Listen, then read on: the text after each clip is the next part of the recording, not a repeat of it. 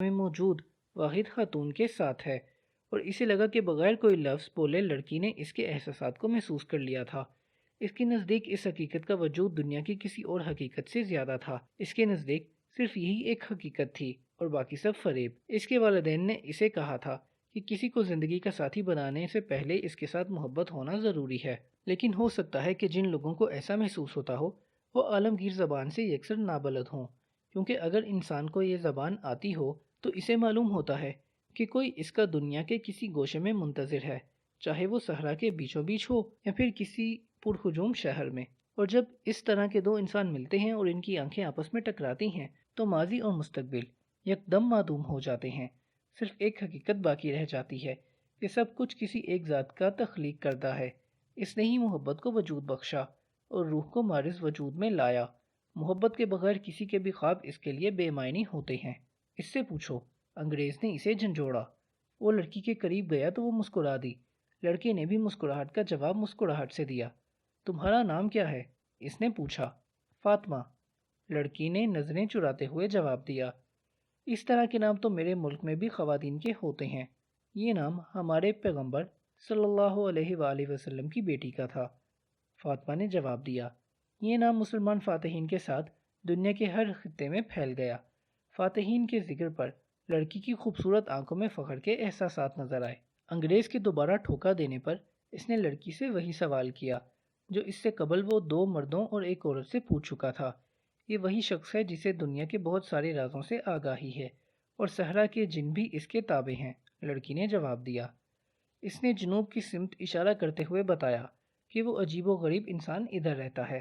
پھر اس نے اپنا برتن پانی سے بھرا اور واپس چلی گئی۔ لڑکے نے واپس گھوم کر دیکھا تو انگریز بھی غائب تھا۔ لڑکا کنویں کی منڈیر پر بیٹھ گیا۔ وہ سوچنے لگا کہ ایک دن طرفہ میں لیوانتر اس تک اس لڑکی کی مہک لے کر آئی تھی، اور وہ اس لڑکی سے اس وقت سے محبت کرتا ہے جب اس کا وجود بھی نہیں تھا۔ اسے لگا کہ اس کی یہ محبت اسے اس قابل بنا دے گی کہ وہ دنیا کے ہر خزانے کو ڈھونڈ نکالے گا۔ اگلے دن لڑکا دوشیزہ سے ملنے کی امید پر کنویں پر آیا۔ اسے حیرت ہوئی کہ انگریز اس سے پہلے ہی وہاں موجود تھا اور صحرا کی طرف دیکھ رہا تھا۔ میں کل شام تک اس کا انتظار کرتا رہا، انگریز نے بتایا۔ وہ پہلے ستارے کی روشنی کے ساتھ ہی ظاہر ہوا تھا۔ میں نے اسے اپنے مقصد سے آگاہ کیا تو اس نے مجھ سے پوچھا کہ کیا کبھی میں نے دھات کو سونے میں بدلنے میں کامیابی حاصل کی ہے۔ میں نے اسے بتایا کہ میں اسی مقصد کے لیے ہی تو یہاں آیا ہوں۔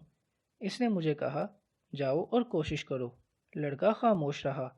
بیچارے انگریز نے صرف یہی جواب سننے کے لیے تو صحرا عبور نہیں کیا تھا۔ جیسے ہی انگریز رخصت ہوا، فاطمہ کنویں کی طرف آتی ہوئی دکھائی دی۔ میں تمہیں صرف ایک بات بتانے آیا ہوں کہ میں تم سے شادی کرنا چاہتا ہوں۔ لڑکی کے ہاتھ سے پانی کا برتن گر گیا۔ پانی میں اتنی طاقت نہیں تھی کہ ریت کا زور توڑ کر بہہ سکے۔ میں روزانہ اسی جگہ تمہارا انتظار کروں گا۔ میں نے یہ صحرا ایک خزانے کی تلاش میں عبور کیا۔ تب مجھے یہ جنگ ایک آفت لگتی تھی، مگر اب یہ میرے لیے رحمت ہے، کیونکہ اس کی وجہ سے میری تم سے ملاقات ہوئی ہے۔ لڑائی تو ایک دن ختم ہو جائے گی، لڑکی نے بولا۔ لڑکے نے کھجور کے درختوں کی طرف دیکھا۔ اس نے سوچا کہ وہ اس سے قبل ریوڑ چڑھایا کرتا تھا اور اب دوبارہ وہی کام کر سکتا ہے۔ اس کے لیے فاطمہ ہی دنیا کا سب سے قیمتی خزانہ تھی، اور اس کا ساتھ ہی اس کی زندگی کی منزل تھا۔ قبائلی لوگ ہمیشہ ہی خزانے کی متلاشی رہتے ہیں، فاطمہ بولی، جیسا کہ اس کو محسوس ہو گیا ہو کہ وہ کیا سوچ رہا تھا۔ اور صحرا کی عورت کو اپنے مرد پر فخر ہے۔ اس نے اپنا برتن پانی سے واپس بھرا اور واپس چلی گئی۔ لڑکا ہر روز کنویں پر فاطمہ سے ملنے کے لیے جاتا تھا۔ اس نے فاطمہ کو اپنی زندگی کے بارے میں بتایا، بوڑھے شہنشاہ سے اپنی ملاقات کا ذکر کیا اور کرسٹل کی دکان کے بارے میں بتایا۔ وہ بہت جلد ایک دوسرے کے قریب آ گئے۔ سوائے ان 15 منٹ کے جو وہ کنویں پر فاطمہ کے ساتھ گزارتا تھا، پورا دن گزارنا اس کے لیے مشکل ہو جاتا تھا۔ جب قافلے کو نخلستان میں ایک ماہ کا عرصہ ہو گیا تو قافلے کے سردار نے پورے قافلے کو اکٹھا کیا۔ ہمیں نہیں معلوم کہ لڑائی کب ختم ہوگی، اس لیے یہ ناممکن ہے کہ ہم اپنا سفر جاری رکھ سکیں، سردار بولا۔ لڑائی زیادہ طول بھی پکڑ سکتی ہے اور ممکن ہے یہ کئی سال تک جاری رہے۔ دونوں حریف طاقتور ہیں اور لڑائی میں فتح حاصل کرنا دونوں اطراف کا مطلوب ہے۔ یہ حق و باطل کی لڑائی نہیں، بلکہ ایسی طاقتوں کے درمیان جنگ ہے جن کا مطمع نظر طاقت کا توازن قائم کرنا ہے، اور اس طرح کی جنگ زیادہ طویل ہوتی ہے کیونکہ اللہ دونوں کے ساتھ ہوتا ہے۔ تمام لوگ واپس اپنے خیموں میں چلے گئے اور لڑکا فاطمہ سے ملنے۔ اس دن تم نے مجھ سے کہا تھا کہ تم مجھ سے محبت کرتے ہو، فاطمہ نے سوال کیا، اور پھر تم نے مجھے کائنات کی روح اور عالمگیر زبان کے بارے میں بھی بتایا تھا۔ شاید اس لیے میں بھی محسوس کرتی ہوں کہ میں تمہارے وجود کا ایک حصہ ہوں۔ لڑکا یکسوئی سے اس کی بات سن رہا تھا۔ لڑکی کی آواز اس کے لیے اس نغمگی سے بھی خوبصورت تھی جو ہوا کے چلنے کی وجہ سے کھجور کے پتوں سے پیدا ہو رہی تھی۔ میں شاید اس نخلستان میں ہمیشہ سے تمہاری منتظر بھی تھی، لڑکی نے اپنی بات جاری رکھی۔ میں نے اپنی روایات کو پس پشت ڈال دیا اور یہ بھی بھول گئی کہ صحرا کی خواتین سے کس رویے کی امید کی جاتی ہے۔ بچپن سے مجھے امید تھی کہ اس صحرا کی وسعتوں سے میرے خوابوں کا شہزادہ ایک دن آئے گا، اور وہ تم ہو۔ لڑکے کا دل چاہا کہ وہ بے اختیار فاطمہ کا ہاتھ تھام لے، لیکن اس کے دونوں ہاتھ پانی کے برتن کے گرد لپٹے ہوئے تھے۔ تم نے مجھے اپنے خواب، بوڑھے بادشاہ اور خزانے کے بارے میں بھی بتایا، لڑکی بات جاری رکھے ہوئی تھی، اور پھر تم نے مجھے نشانیوں کے بارے میں بھی بتایا۔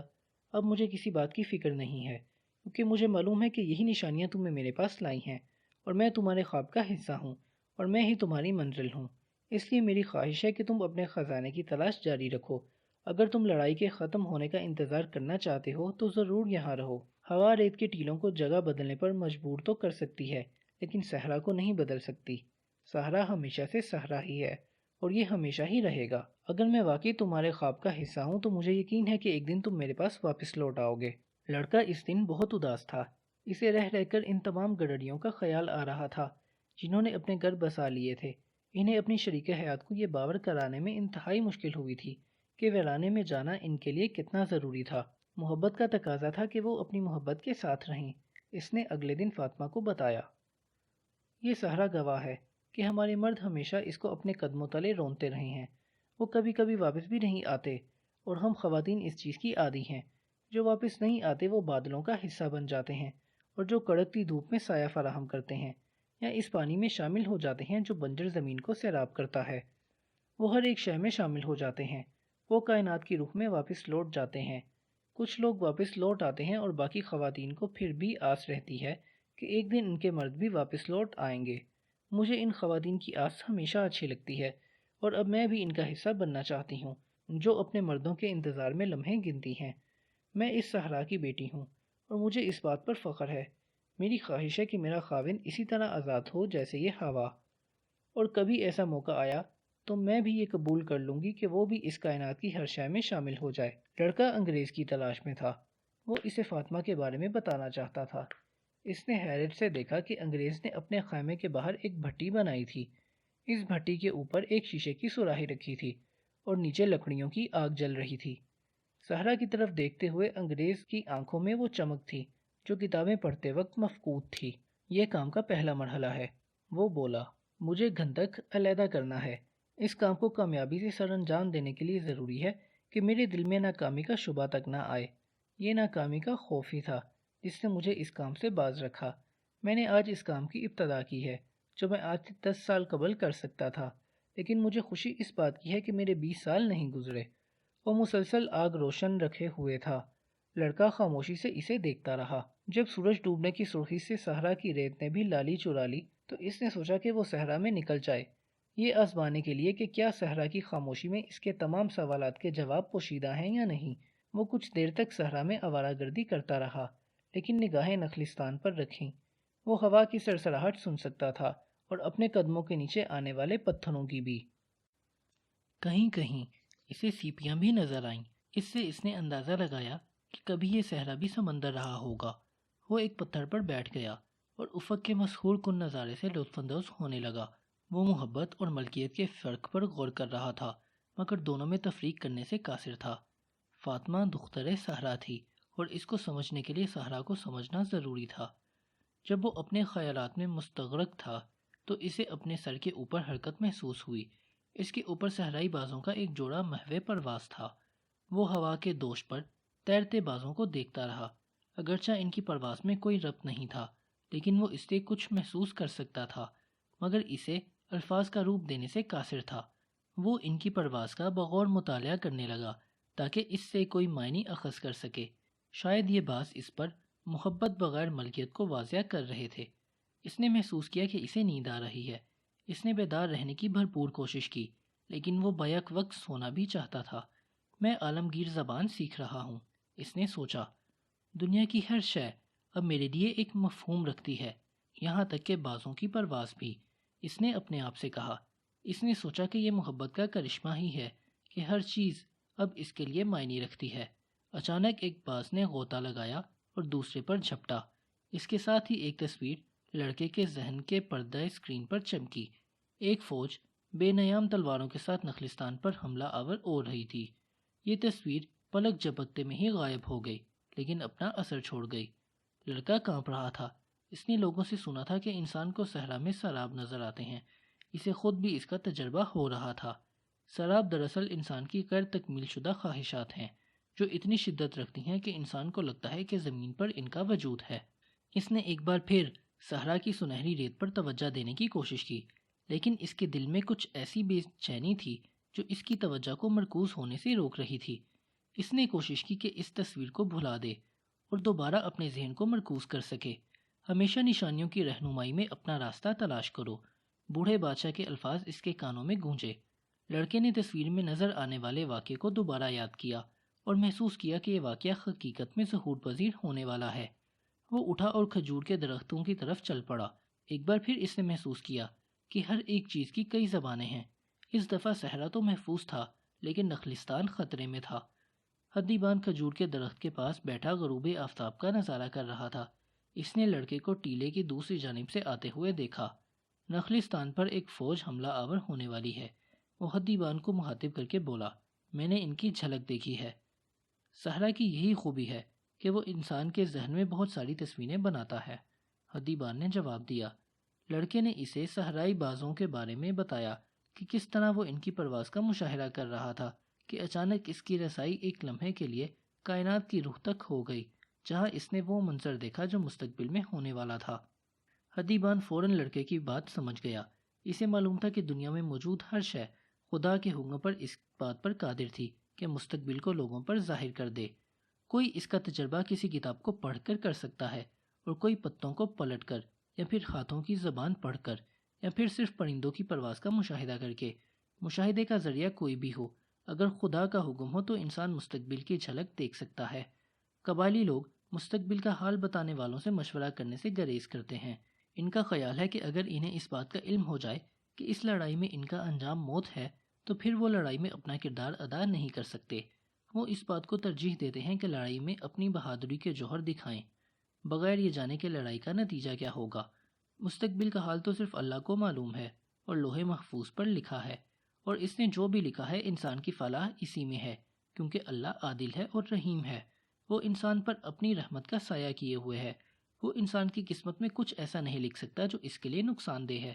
یہ تو انسان کے اپنے اعمال ہیں جن کی وجہ سے وہ اپنے آپ کو مصیبت سے دوچار کر لیتا ہے۔ اس لیے صحرائی لوگ صرف حال میں زندہ رہتے ہیں۔ حال اچانک ظاہر ہونے والے واقعات سے بھرا ہوا ہے، اور انہیں بہت سارے خطرات کے لیے ہمہ وقت تیار رہنا ہوتا ہے۔ دشمن کی تلوار کہاں تھی؟ اس نے گھوڑا کہاں باندھا تھا؟ اسے دشمن پر کیسی ضرب لگانی چاہیے کہ وہ خود زندہ رہ سکے؟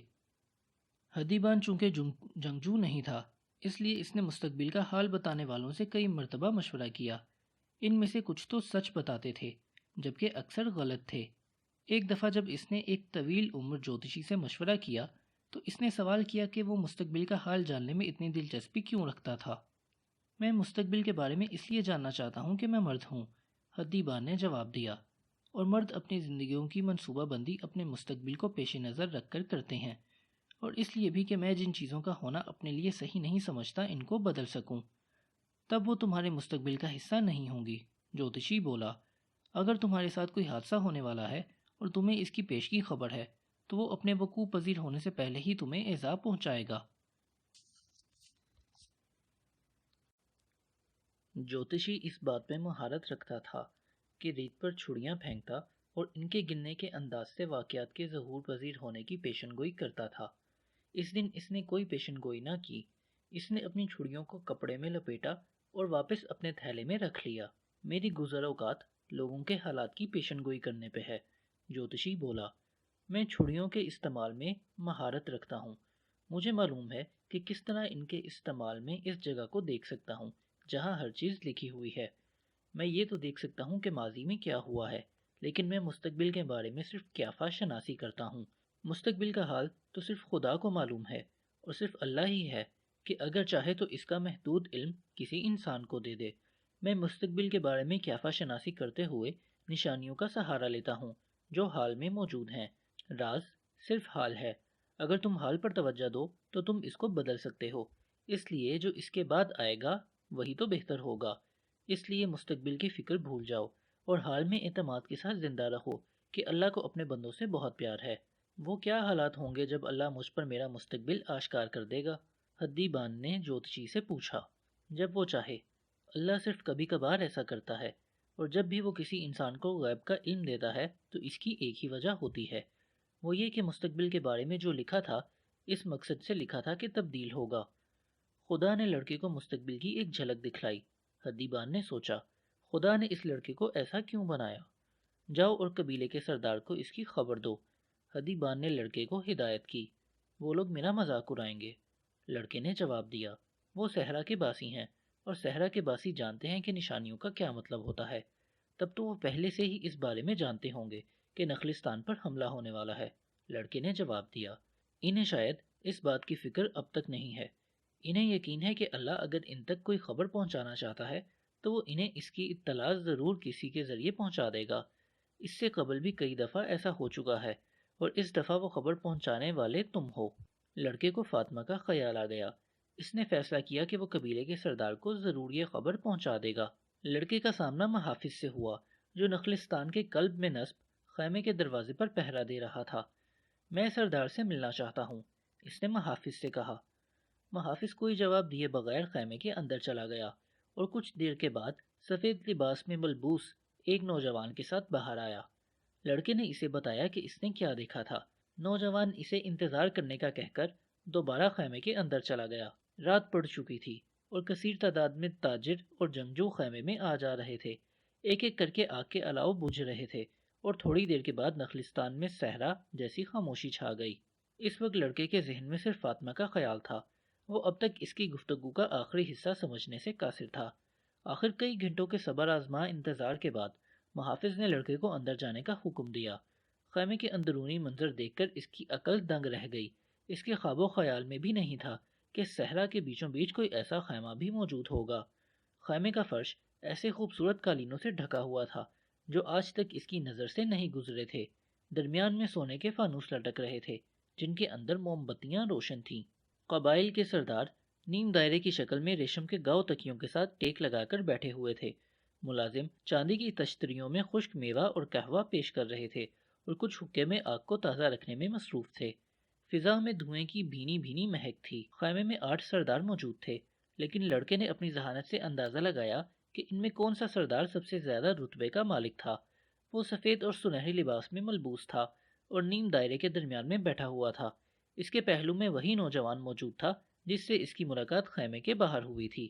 یہ کون ہے جو نشانیوں کی زبان جاننے کا دعویٰ رکھتا ہے؟ ایک سردار نے لڑکے پر نظریں جماتے ہوئے پوچھا۔ میں، لڑکے نے جواب دیا، اور پھر اس نے پورا واقعہ تفصیل سے بیان کر دیا۔ صحرا آخرکار اپنا آپ ایک اجنبی پر کیوں ظاہر کرے گا جبکہ اسے معلوم ہے کہ ہم نسلوں سے اس کے باسی ہیں؟ ایک اور سردار بولا، کیونکہ میری نگاہیں ابھی تک صحرا کی عادی نہیں ہوئی، لڑکے نے فوراً جواب دیا۔ میں اس چیز کو بھی محسوس کر سکتا ہوں جسے صحرا نشین نظر انداز کر دے، اور اس لیے بھی کہ میں کائنات کی روح کو سمجھ سکتا ہوں، اس نے اپنے آپ سے کہا۔ نخلستان ایک غیر متنازع علاقہ ہے اور کوئی بھی اس پر حملہ کرنے کی غلطی نہیں کر سکتا، تیسرا سردار بولا۔ میں تو صرف اتنا بتا سکتا ہوں جو میں نے دیکھا ہے، اگر آپ اس پر یقین نہیں کرنا چاہتے تو آپ کی مرضی۔ خیمے میں بحث شروع ہو گئی۔ وہ لوگ ایسے لہجے میں عربی بول رہے تھے جو لڑکے کو سمجھ نہیں آ رہی تھی۔ جب وہ جانے کے ارادے سے واپس مڑنے لگا تو محافظ نے اسے رکنے کا اشارہ کیا۔ لڑکے پر خوف طاری ہو گیا۔ علامات اس بات کی نشاندہی کرتی تھی کہ کچھ غلط ہونے والا ہے۔ اسے افسوس ہونے لگا کہ اس نے اس واقعے کا ذکر حدی بان سے کیوں کیا تھا۔ پھر درمیان میں بیٹھے ہوئے سردار کے چہرے پر مسکراہٹ نظر آئی اور لڑکے کو کچھ اطمینان ہوا۔ یہ سردار اب تک کی بحث میں بالکل خاموش رہا تھا۔ لڑکے کو کیونکہ عالمگیر زبان کی سدھ بدھ تھی، اس لیے اسے احساس تھا کہ خیمے کی پرسکون فضا میں اس کے آنے سے یکدم ارتعاش پیدا ہو گیا ہے۔ اب وجدان اسے بتاتا تھا کہ یہاں آ کر اس نے صحیح فیصلہ کیا تھا۔ بحث ختم ہو چکی۔ تمام سردار خاموشی سے سردار کی بات سننے کے لیے ہمتن گوش تھے۔ سردار لڑکے کی طرف متوجہ ہوا۔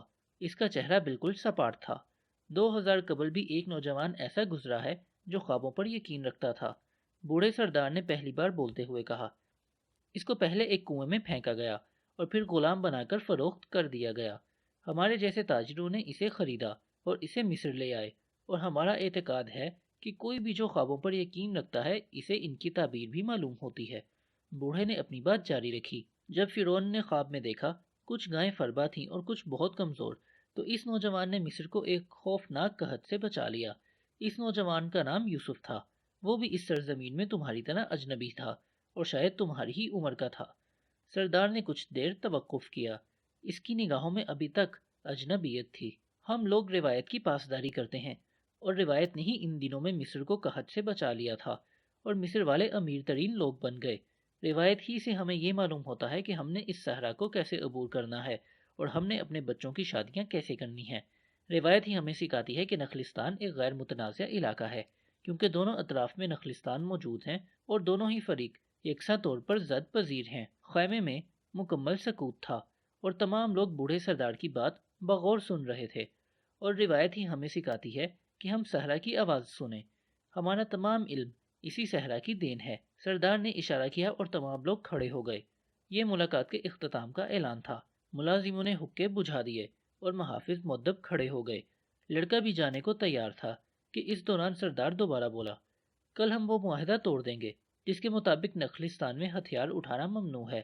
ہم تمام دن دشمن کا انتظار کریں گے اور سورج غروب ہونے کے ساتھ ہی تمام لوگ دوبارہ اپنے ہتھیار پھینک دیں گے۔ دشمن کی ہر 10 لاشوں پر تمہیں سونے کا ایک سکہ ملے گا۔ اگر ہتھیاروں کو زیادہ دیر تک استعمال نہ کیا جائے تو انہیں زنگ لگ جاتا ہے، اور اگر ان میں سے ایک بھی ہتھیار کل استعمال نہ ہوا تو وہ تم پر استعمال کیا جائے گا۔ جب لڑکا خیمے سے باہر نکلا تو نخلستان میں صرف چاند کی روشنی تھی۔ وہ اپنے خیمے سے 20 منٹ کی مسافت پر تھا۔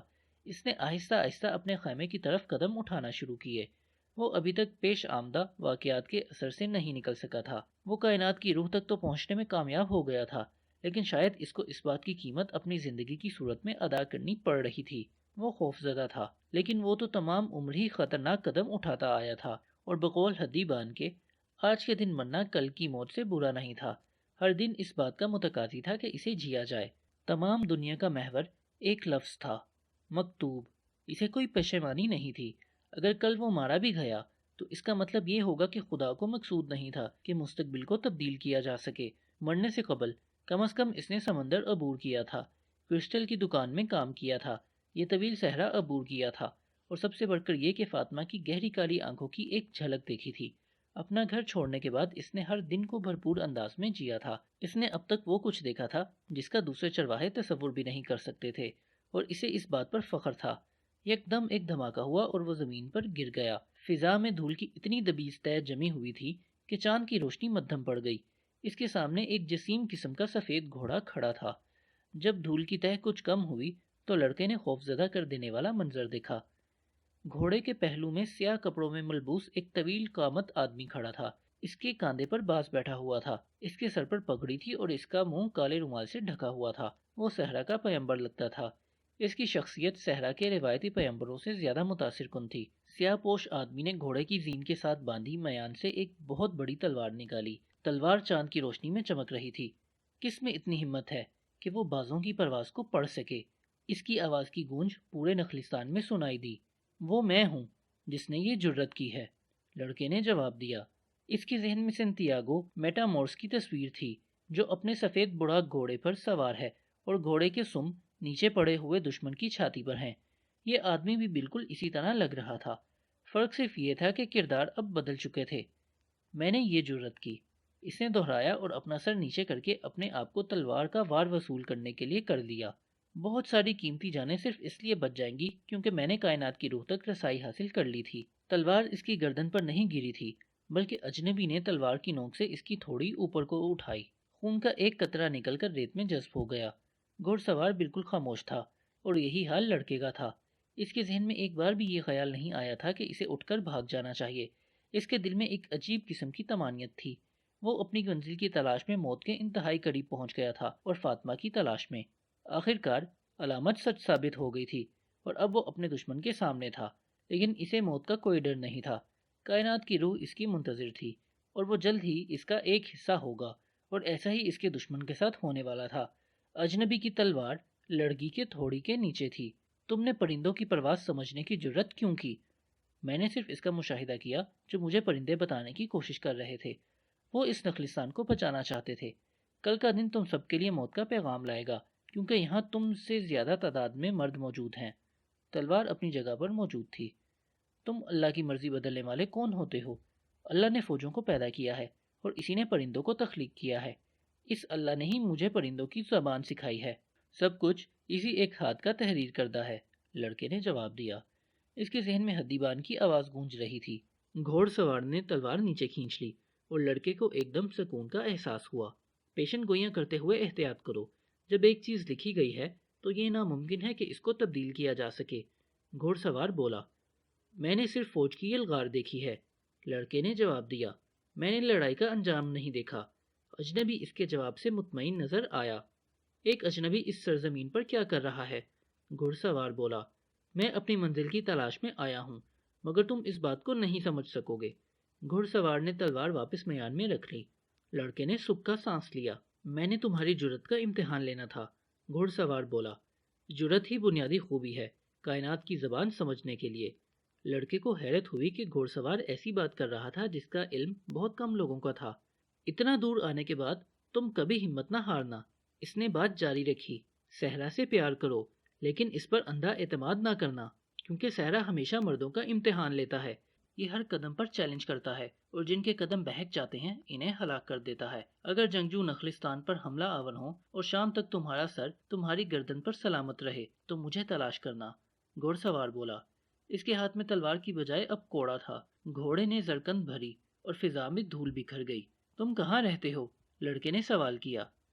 کوڑے والا ہاتھ جنوب کی طرف اٹھا۔ لڑکا سمجھ گیا کہ اس کی ملاقات کیمیا گر سے ہوئی ہے۔ اگلے دن 2000 مسلح افراد الفیوم میں پھیل چکے تھے۔ دوپہر سے قبل افق کے قریب 500 کے قریب قبائلی نمودار ہوئے۔ یہ لوگ شمال کی جانب سے نخلستان میں داخل ہوئے۔ بظاہر یہ دستہ پرامن نظر آتا تھا، مگر تمام لوگوں نے کپڑوں میں ہتھیار چھپا رکھے تھے۔ جب وہ نخلستان کے قلب میں سفید خیمے کے پاس پہنچے تو یکدم انہوں نے اپنی تلواریں اور بندوقیں نکال لیں اور خیمے پر حملہ آور ہوئے، لیکن خیمہ خالی تھا۔ اہل نخلستان نے انہیں گھیرے میں لیا اور آدھ گھنٹے کے بعد ایک کے سوا تمام حملہ آور مردہ حالت میں نخلستان کی ریت پر پڑے ہوئے تھے۔ تمام بچوں کو نخلستان کی دوسری طرف کھجور کے درختوں کے پیچھے رکھا گیا تھا اور وہ کچھ بھی دیکھنے سے قاصر تھے۔ خواتین اپنے خیموں میں مردوں کی کامیابی کے لیے دعا گو تھیں۔ سوائے ریت پر پڑی لاشوں کے ہر چیز معمول کے مطابق تھی۔ زندہ بچنے والے قبائلی اس دستے کا کمانڈر تھا۔ دوپہر کو اسے سرداروں کے سامنے پیش کیا گیا۔ جب اس سے پوچھا گیا کہ انہوں نے روایت کو کیوں توڑا تو اس نے جواب دیا کہ اس کی فوج کئی روز سے فاقہ کشی کر رہی تھی اور انسان جانور پیاسے تھے۔ مجبوراً انہوں نے فیصلہ کیا کہ نخلستان پر قبضہ کریں تاکہ جنگ کو جاری رکھ سکیں۔ سردار بولا کہ اسے لوگوں کی ہلاکت کا افسوس ہے، مگر روایت زیادہ مقدس تھی۔ اس نے حکم دیا کہ کمانڈر کو ذلت امیز موت دی جائے۔ گولی یا تلوار سے مارنے کی بجائے اسے ایک درخت کے ساتھ لٹکا دیا گیا۔ بوڑھے سردار نے لڑکے کو بلایا اور اسے 50 سونے کے سکے دیے اور اس کے سامنے یوسف علیہ السلام کی کہانی دہرائی اور اسے نخلستان کا مشیر مقرر کر دیا۔ ادب سرائے۔ جب سورج غروب ہو چکا تو لڑکے نے جنوب کی جانب چلنا شروع کیا۔ کچھ فاصلے پر اسے اکیلا خیمہ نظر آیا۔ قریب سے گزرنے والے لوگوں نے اسے منع کیا کہ یہ جگہ سحر زدہ تھی اور وہاں جنوں کا بسیرا تھا، لیکن لڑکے پر ان کی باتوں کا کوئی اثر نہیں ہوا اور وہ کسی کا انتظار کرنے لگا۔ جب چاند کافی اوپر کو آ چکا تو اسے کیمیا گر ایک جانب سے آتا دکھائی دیا۔ اس کے کندھوں پر 2 مردہ باز تھے۔ میں آ گیا ہوں، لڑکا بولا۔ تمہیں نہیں آنا چاہیے تھا، کیمیا گر بولا۔ شاید تمہیں تمہاری منزل یہاں تک کھینچ لائی ہے۔ قبائل کے درمیان لڑائی کی صورت میں صحرا کو عبور کرنا ناممکن تھا، لیکن پھر بھی میں یہاں تک پہنچ گیا ہوں، لڑکے نے جواب دیا۔ کیمیا گر اپنے گھوڑے سے نیچے اتر آیا اور لڑکے کو خیمے کے اندر آنے کا اشارہ کیا۔ یہ خیمہ نخلستان میں موجود کسی دوسرے خیمے سے مشابہ تھا۔ لڑکے نے خیمے میں بھٹی اور سراہی کو تلاش کیا جن کو کیمیا گری میں استعمال کیا جاتا تھا، مگر اسے مایوسی ہوئی۔ خیمے میں صرف چند کتابیں، کچھ برتن اور ایک قالین تھا جس پر عجیب و غریب ڈیزائن بنے ہوئے تھے۔ بیٹھ جاؤ، ہم قہوہ پیئیں گے اور یہ باز بھون کر کھائیں گے، کیمیا گر بولا۔ اسے شک گزرا کہ یہ وہی باز ہیں جو کل فضا میں محو پرواز تھے، مگر وہ خاموش رہا۔ کیمیا گر نے چولہا روشن کیا اور فضا ایک دل فریب خوشبو سے معطر ہو گئی۔ تم مجھ سے کیوں ملنا چاہتے تھے؟ لڑکے نے پوچھا۔ نشانیوں کی وجہ سے، کیمیا گر نے جواب دیا۔ ہوا نے مجھے پیغام دیا کہ تم آ رہے ہو اور تمہیں میری مدد کی ضرورت ہے۔ ہوا نے جس کے بارے میں پیغام دیا ہے وہ میں نہیں ہوں، بلکہ ایک انگریز ہے۔ وہ بھی اپنی منزل کی تلاش میں یہاں تک آیا ہے۔ اسے ابھی بہت کچھ کرنا ہے، لیکن وہ صحیح راستے پر چل رہا ہے اور اس نے صحرا کو سمجھنا شروع کر دیا ہے۔ اور میرے بارے میں کیا خیال ہے؟ جب بھی کوئی انسان کچھ کرنے کا مصمم ارادہ کرتا ہے تو کائنات کی ہر شے اسے ممکن بنانے میں اس کی معاونت کرتی ہے۔ کیمیا گر کے الفاظ میں اسے بوڑھے بادشاہ کی بات کی گونج سنائی دی۔ ایک اور انسان میری مدد کے لیے کمر بستہ ہے۔ لڑکے نے سوچا، تو پھر آپ میری رہنمائی کریں گے؟ تمہیں وہ سب معلوم ہے جس کا علم تمہیں ہونا چاہیے، صرف تمہارا رخ اس کی سمت کر دوں گا جدھر تمہاری منزل ہے۔ وہاں تو قبائل میں لڑائی ہو رہی ہے، لڑکے نے یاد دلایا۔ مجھے معلوم ہے کہ صحرا میں کیا ہو رہا ہے، لیکن میں تو اپنے خزانے تک پہنچ گیا ہوں۔ میرے پاس ایک اونٹ ہے اور مجھے کرسٹل کی فروخت سے اچھا خاصا منافع ملا ہے۔ 50 سونے کے سکے میں نے آج حاصل کیے ہیں۔ میں پہلے ہی ایک امیر آدمی ہوں۔ ان میں سے کچھ بھی تو تمہیں اہرام مصر کے قریب سے نہیں ملا۔ وہ تھوڑی دیر تک خاموشی سے کھانے میں مصروف رہے۔ کیمیا گر نے ایک بوتل کھولی اور سرخ رنگ کا مشروب لڑکے کے کپ میں ڈال دیا۔ اس نے آج تک اتنی مزیدار شراب کبھی نہیں پی تھی۔ یہاں شراب کی ممانت نہیں؟ لڑکے نے پوچھا۔ جو چیز انسان کے خلق کے اندر جاتی ہے اس شے کی کوئی ممانت نہیں، ممانت اس شے کی ہے جو باہر نکلتی ہے۔ کیمیا گر کی بات میں تلخی تھی، لیکن جیسے ہی اس نے شراب چکھی اسے سکون محسوس ہوا۔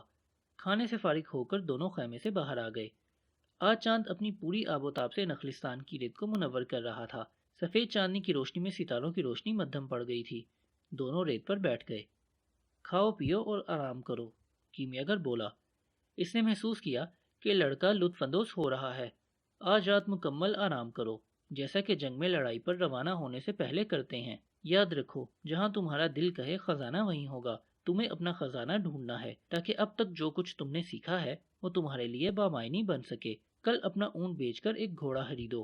اونٹ کئی میل کی مسافت کے بعد بھی نہیں تھکتے اور اچانک گرتے ہیں اور مر جاتے ہیں، جبکہ گھوڑا آہستہ آہستہ تھکن سے دو چار ہوتا ہے۔ اس لیے تمہیں معلوم ہو جاتا ہے کہ اس سے کتنا کام لینا ہے اور کب اسے آرام کی ضرورت ہے۔ اگلی رات لڑکا اپنے گھوڑے کے ساتھ کیمیا گر کے خیمے کے باہر آن پہنچا۔ کیمیا گر اس کا منتظر تھا۔ وہ گھوڑے پر سوار تھا اور باز اس کے کندھے پر بیٹھا تھا۔ مجھے بتاؤ کہ صحرا میں زندگی کس جانب ہے؟ جو لوگ یہ جاننے کی اہلیت رکھتے ہیں صرف وہی خزانہ تلاش کر سکتے ہیں۔ کیمیا گر لڑکے سے مخاطب ہوا۔ دونوں چاند کی روشنی میں ایک جانب روانہ ہوئے۔ مجھے نہیں یقین کہ میں صحرا میں زندگی کے آثار ڈھونڈنے میں کامیاب ہو جاؤں گا۔ لڑکا سوچ میں گم تھا۔ مجھے ابھی صحرا کے بارے میں اتنا علم نہیں ہے۔ اس نے کیمیا گر کو بتانے کا ارادہ کیا، لیکن اس پر کیمیا گر کا رعب طاری تھا۔ وہ دونوں ایک پتھریلی جگہ پر پہنچ گئے جہاں لڑکے نے دونوں بازوں کو محو پرواز دیکھا تھا، مگر اس وقت وہاں مکمل سکوت تھا۔ مجھے نہیں معلوم کہ صحرا میں زندگی کی تلاش کیسے کی جاتی ہے۔ میں جانتا ہوں کہ یہاں زندگی موجود ہے، لیکن میں لا علم ہوں کہ صحرا میں اس کی تلاش میں کس طرف رخ کروں۔ لڑکے نے کیمیا گر کو مخاطب کیا۔ زندگی زندگی کو کھینچتی ہے، کیمیا گر نے جواب دیا۔ لڑکے کو جیسے سب کچھ سمجھ آ گیا ہو۔ اس نے اپنے گھوڑے کی لگامیں ڈھیلی کیں اور گھوڑے نے پتھریلی زمین اور ریت کی طرف زکند لگائی۔ کیمیا گر نصف گھنٹے تک لڑکے کے گھوڑے کا پیچھا کرتا رہا۔ اب کھجور کے درخت ان کی نظروں سے اوجھل ہو گئے تھے اور صرف چاند تھا جو اپنی پوری روشنی صحرا کی ریت کو منتقل کر رہا تھا۔ چاند کی روشنی صحرا کی ریت اور اس میں سے وقتاً فوقتاً ظاہر ہونے والے پتھروں سے منعکس ہو رہی تھی۔ پھر بغیر کسی ظاہری وجہ کے لڑکے کا گھوڑا آہستہ ہو گیا۔ یہاں زندگی کے آثار مل سکتے ہیں، لڑکے نے کیمیا گر سے کہا۔ میں تو صحرائی زبان سے واقف نہیں ہوں، مگر میرا گھوڑا یہ زبان جانتا ہے۔ دونوں گھوڑے سے نیچے اتر آئے۔ کیمیا گر ابھی تک خاموش تھا۔ آہستہ آہستہ چلتے ہوئے دونوں پتھروں میں سے کچھ تلاش کرتے رہے۔ یک دم کیمیا گر رک گیا اور زمین کی طرف جھکا۔ یہاں پتھروں کے درمیان ایک سوراخ تھا۔ کیمیا گر نے اس سوراخ میں ہاتھ ڈال دیا۔ ایسا لگتا تھا جیسے سوراخ میں کوئی چیز چل رہی ہو۔ کیمیا گر کی آنکھیں کہہ رہی تھیں کہ وہ کسی چیز کو پکڑنے کی کوشش کر رہا تھا۔ پھر یک دم اس نے اپنا ہاتھ سوراخ سے باہر نکالا۔ لڑکے کی آنکھیں حیرت سے پھیل گئیں۔ کیمیا گر کے ہاتھ میں ایک سانپ تھا۔ لڑکے نے ایک طرف چھلانگ لگائی۔ سانپ بے چینی سے تڑپ رہا تھا اور اس کی تڑپاہٹ کی آواز صحرا کے سکوت کو توڑ رہی تھی۔ یہ ایک بہت زہریلا سانپ تھا جس کا زہر ایک لمحے میں انسان کی جان لے سکتا تھا۔ خبردار رہو کہیں ڈس نہ لے، لڑکا بولا۔ پھر اسے احساس ہوا کہ شاید سام پہلے ہی کیمیاگر کو ڈس چکا تھا جب اس نے اس کے بل میں ہاتھ ڈالا تھا۔ کیمیاگر پرسکون تھا۔ کیمیاگر کی عمر 200 سال ہے۔ اس کے ذہن میں انگریز کے الفاظ سنائی دیے۔ اسے معلوم ہے کہ صحرا کے زہریلے سانپ کا تریاک کیا ہے۔ کیمیاگر اپنے گھوڑے کے پاس گیا اور تلوار لے کر واپس آ گیا۔ اس نے تلوار کی نوک سے ریت پر ایک دائرہ لگایا اور سانپ کو اس دائرے کے درمیان میں رکھ دیا۔ موزی فوراً پرسکون ہو کر بیٹھ گیا۔ بے فکر رہو، اب بھی اس دائرے سے باہر نہیں نکل سکتا۔ کیمیاگر بولا، تم صحرا میں زندگی کی تلاش کرنے میں کامیاب رہے، میں اسی علامت کا متلاشی تھا۔ یہ اتنا ضروری کیوں تھا؟ لڑکے نے پوچھا۔ کیونکہ احرام صحرا میں گھرے ہوئے ہیں، کیمیاگر نے جواب دیا۔ لڑکا خاموش تھا، اس کا دل بوجھل تھا، وہ گزشتہ رات سے مغموم تھا۔ خزانے کی تلاش کا مطلب تھا فاطمہ سے جدائی۔ میں صحرا سے گزرنے میں تمہاری رہنمائی کروں گا، کیمیاگر بولا۔ لیکن میں نخلستان میں رہنا چاہتا ہوں، لڑکے نے جواب دیا۔ میں نے فاطمہ کو پا لیا ہے اور وہ میرے لیے دنیا کے کسی بھی خزانے سے زیادہ قیمتی ہے۔ فاطمہ اس صحرا کی بیٹی ہے، کیمیاگر نے جواب دیا۔ وہ جانتی ہے مرد ہمیشہ منزل کی تلاش میں جاتے ہیں، اس امید کے ساتھ کہ وہ واپس لوٹیں گے۔ اس کی بھی یہ خواہش ہے کہ تم بھی اپنی منزل کی تلاش کرو۔ لیکن اگر میں منزل کی تلاش ترک کر کے یہاں رہنا چاہوں تو؟ لڑکے نے پوچھا۔ میں تمہیں بتاتا ہوں کہ پھر کیا ہوگا، کیمیاگر بولا۔ تم نخلستان میں مشاورت کے فرائض انجام دو گے، تمہارے پاس پہلے ہی کافی دولت ہے، تم فاطمہ سے شادی کر لو گے اور 1 سال تک بخوشی زندگی گزارو گے۔ تم صحرا سے مانوس بھی ہو جاؤ گے اور نخلستان کے ہر گوشے سے بھی۔ تم نخلستان کے ایک ایک درخت سے آگاہ ہوگے، تم دیکھو گے اور تمہیں معلوم ہوگا کہ دنیا میں ہر شے کیسے آہستہ آہستہ بدل رہی ہے۔ مشاہدے میں پختگی کے ساتھ ہی تمہاری علامات سمجھنے کی صلاحیت بھی بڑھے گی، کیونکہ صحرا بذات خود ایک بہت بڑا مدرسہ ہے۔ کیمیاگر نے توقف کیا۔ دوسرے سال تمہیں خزانے کا خیال آئے گا، علامات اپنے آپ کو ظاہر کریں گی اور تم ان کو نظر انداز کرو گے۔ تمہارے علم سے نخلستان اور اس کے باسی مستفید ہوں گے، سردار تمہارے معتقد ہوں گے اور تمہارے قافلے تمہارے لیے دولت جمع کرنے کا ذریعہ ہوں گے۔ تیسرے سال بھی علامات اپنا ظہور جاری رکھیں گی اور تمہیں تمہاری منزل یاد دلائیں گی۔ تم بے چینی سے راتوں کو نخلستان کی ریت پر چہل قدمی کرو گے اور یہ فاطمہ کے لیے ناقابل برداشت ہوگا، کیونکہ وہ یہ سمجھے گی کہ وہ تمہاری پریشانی کی وجہ ہے۔ تمہیں بھی چونکہ احساس ہوگا کہ اس نے تمہیں نہیں روکا تھا، بلکہ یہ تمہارا واپس نہ آ سکنے کا خوف تھا، جس کی وجہ سے تم نے نخلستان میں رہنے کا فیصلہ کیا تھا۔ اس وقت علامات تمہیں بتائیں گی کہ تمہارا خزانہ ہمیشہ کے لیے دفن ہو گیا ہے۔ چوتھے سال علامات تم سے جدا ہو جائیں گی، کیونکہ تم نے ان کو سمجھنا اور ان پر عمل کرنا چھوڑ دیا تھا۔ اس کا علم قبیلے کے سردار کو بھی ہو جائے گا، وہ تمہیں مشاورت کے عہدے سے برخاست کر دے گا۔ تب تک تم ایک مالدار تاجر بن چکے ہوگے، لیکن علامات تمہارا ساتھ چھوڑ چکی ہوں گی، کیونکہ تم نے ان پر عمل کرنا چھوڑ دیا تھا، اور تمہیں احساس ہوگا کہ اب منزل کی تلاش کرنا ناممکن امر ہے۔ لڑکے کو کرسٹل فروش کا خیال آیا، جس کی خواہش تھی کہ وہ مکہ جائے، اور پھر انگریز جو کیمیاگر کی تلاش میں نکلا تھا، اسے اس خاتون کا بھی خیال آیا تھا جسے صحرا پر اعتماد تھا۔ پھر اس نے صحرا کی طرف دیکھا جو اس کے پاس تھا، جس سے وہ محبت کرتا تھا۔ دونوں اپنے اپنے گھوڑوں پر سوار ہو گئے۔ اب لڑکا کیمیاگر کے پیچھے چل رہا تھا۔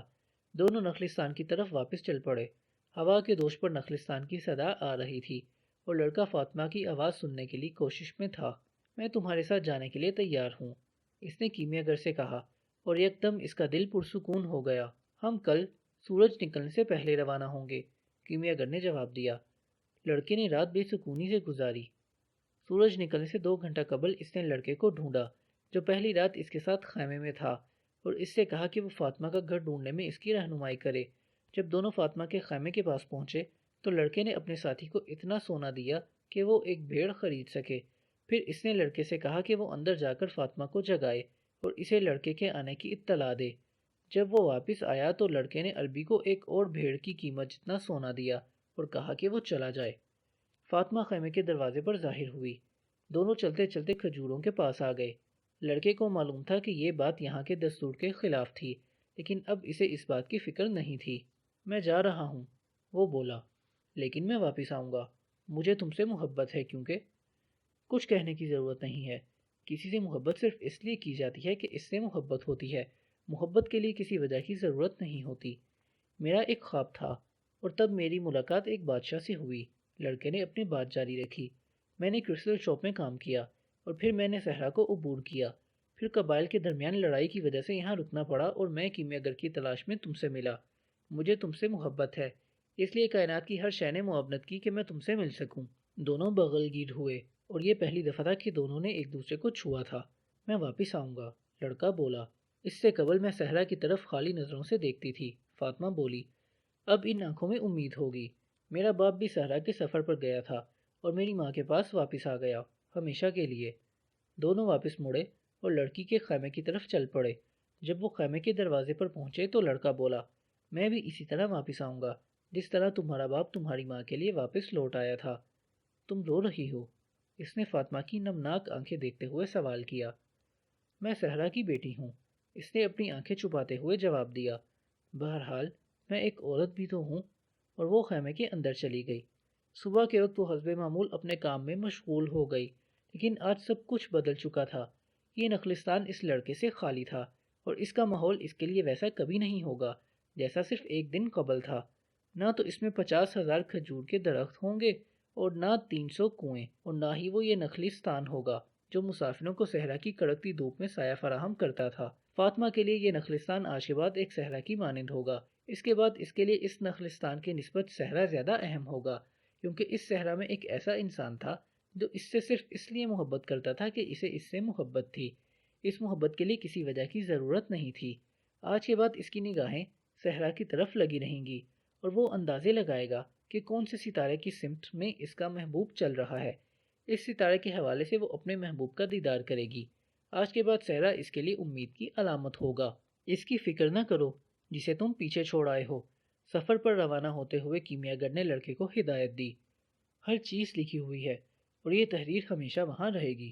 مرد گھر چھوڑنے کے بعد اس کی طرف لوٹ آنے کے بارے میں زیادہ سوچتے ہیں، لڑکے نے جواب دیا۔ جو آپ نے پیچھے چھوڑا ہے وہ اگر مادہ ہے تو تمہاری واپسی پر تمہیں ایسا ہی ملے گا، لیکن اگر وہ روشنی کا حالہ تھا جیسا کہ ستاروں کے ٹوٹنے پر ہوتا ہے تو واپسی پر تمہیں کچھ نہیں ملے گا۔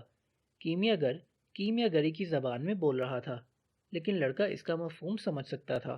پھر بھی اس کے لیے یہ ناممکن تھا کہ وہ فاطمہ کے بارے میں اپنے آپ کو سوچنے سے باز رکھ سکے۔ صحرا کی یکسانیت اسے خواب دیکھنے پر مجبور کر رہی تھی۔ اس کے چشمے تصور میں کھجوروں کے درخت تھے اور کنویں تھے اور اس خاتون کا چہرہ تھا جس سے اسے محبت تھی۔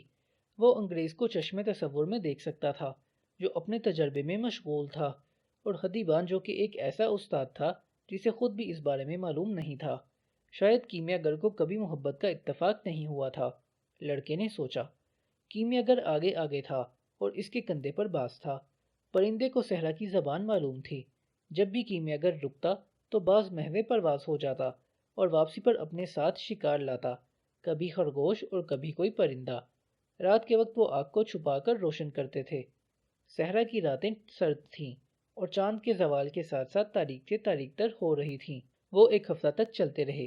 لڑائی جاری تھی اور ہوا میں کبھی پسینے اور کبھی خون کی بو شامل ہو جاتی تھی۔ جنگ کہیں قریب ہی ہو رہی تھی۔ اس سے لڑکے کو اس بات کا احساس ہوا کہ نشانیاں انسان کو وہ بتاتی ہیں جو آنکھ سے نہیں دیکھ سکتے۔ 7ویں روز کیمیا گر نے قبل از وقت پڑاؤ کا فیصلہ کیا۔ باز شکار کی تلاش میں روانہ ہو گیا اور کیمیا گر نے اپنی پانی کی بوتل لڑکے کو پیش کی۔ تم تقریباً اپنی منزل کے قریب ہو، کیمیا گر بولا۔ اپنی منزل کی تلاش جہاں فشانی سے جاری رکھنے میں تم مبارکباد کے مستحق ہو، لیکن تمام راستے آپ نے مجھے کچھ نہیں بتایا، لڑکے نے سوال کیا۔ میرا خیال تھا کہ آپ مجھے بہت کچھ سکھائیں گے۔ اس سے قبل صحرا میں سفر کے دوران میرے ساتھی کے پاس کتابیں تھیں جن میں کیمیا گری کے بارے میں معلومات تھیں۔ یہ سب کچھ سیکھنے کا صرف ایک ہی راستہ ہے، کیمیا گر بولا، اور وہ ہے عمل۔ تم نے جو بھی سیکھنا ہے وہ تم نے اپنے سفر کے دوران سیکھا۔ اب تمہیں صرف ایک چیز اور سیکھنے کی ضرورت ہے۔ لڑکا ہمتن گوش تھا کہ کیمیا گر اسے کیا کچھ سکھاتا ہے، لیکن کیمیا گر خاموشی سے افق کی طرف دیکھ رہا تھا۔ آپ کو کیمیا گر کیوں کہتے ہیں؟ لڑکے نے سوال کیا۔ کیونکہ میں کیمیا گر ہوں، اس نے جواب دیا۔ جن دوسرے لوگوں نے دھات کو سونے میں بدلنے کی کوشش کی وہ ناکام کیوں رہے؟ لڑکے نے استفسار کیا۔ وہ لوگ صرف سونے کی تلاش میں تھے، کیمیا گر نے جواب دیا۔ وہ خزانہ تو پانا چاہتے تھے لیکن اس کے لیے مشقت کرنے کو تیار نہیں تھے۔ وہ ایک کیا چیز ہے جسے سیکھنے کی مجھے ضرورت ہے؟ لڑکے نے پوچھا۔ کیمیا گر ابھی بھی افق کی طرف دیکھ رہا تھا۔ آخر اس طرف سے باز واپس آتا دکھائی دیا۔ انہوں نے اوٹ میں آگ جلائی تاکہ اس کی روشنی کسی کو نظر نہ آئے۔ میں کیمیاگر اسی لیے کہلاتا ہوں کیونکہ میں کیمیاگر ہوں، اس نے کھانا پکاتے ہوئے کہا۔ میں نے یہ فن اپنے دادا سے سیکھا تھا اور اس نے اپنے باپ سے، اور اسی طرح یہ سلسلہ بہت دور تک پھیلا ہوا ہے۔ ان دنوں اس میں اعظم پخراج کی تختی پر لکھا جا سکتا تھا، لیکن انسانوں نے پھر آسان چیزوں کو رد کرنا شروع کر دیا اور اس کی جگہ غیر ضروری تفاصیل اور فلسفیانہ تحریروں نے لے لی، اور انہوں نے سوچنا شروع کر دیا کہ ان کی رسائی ان چیزوں تک ہے جو اس سے قبل لوگوں سے چھپی ہوئی تھیں۔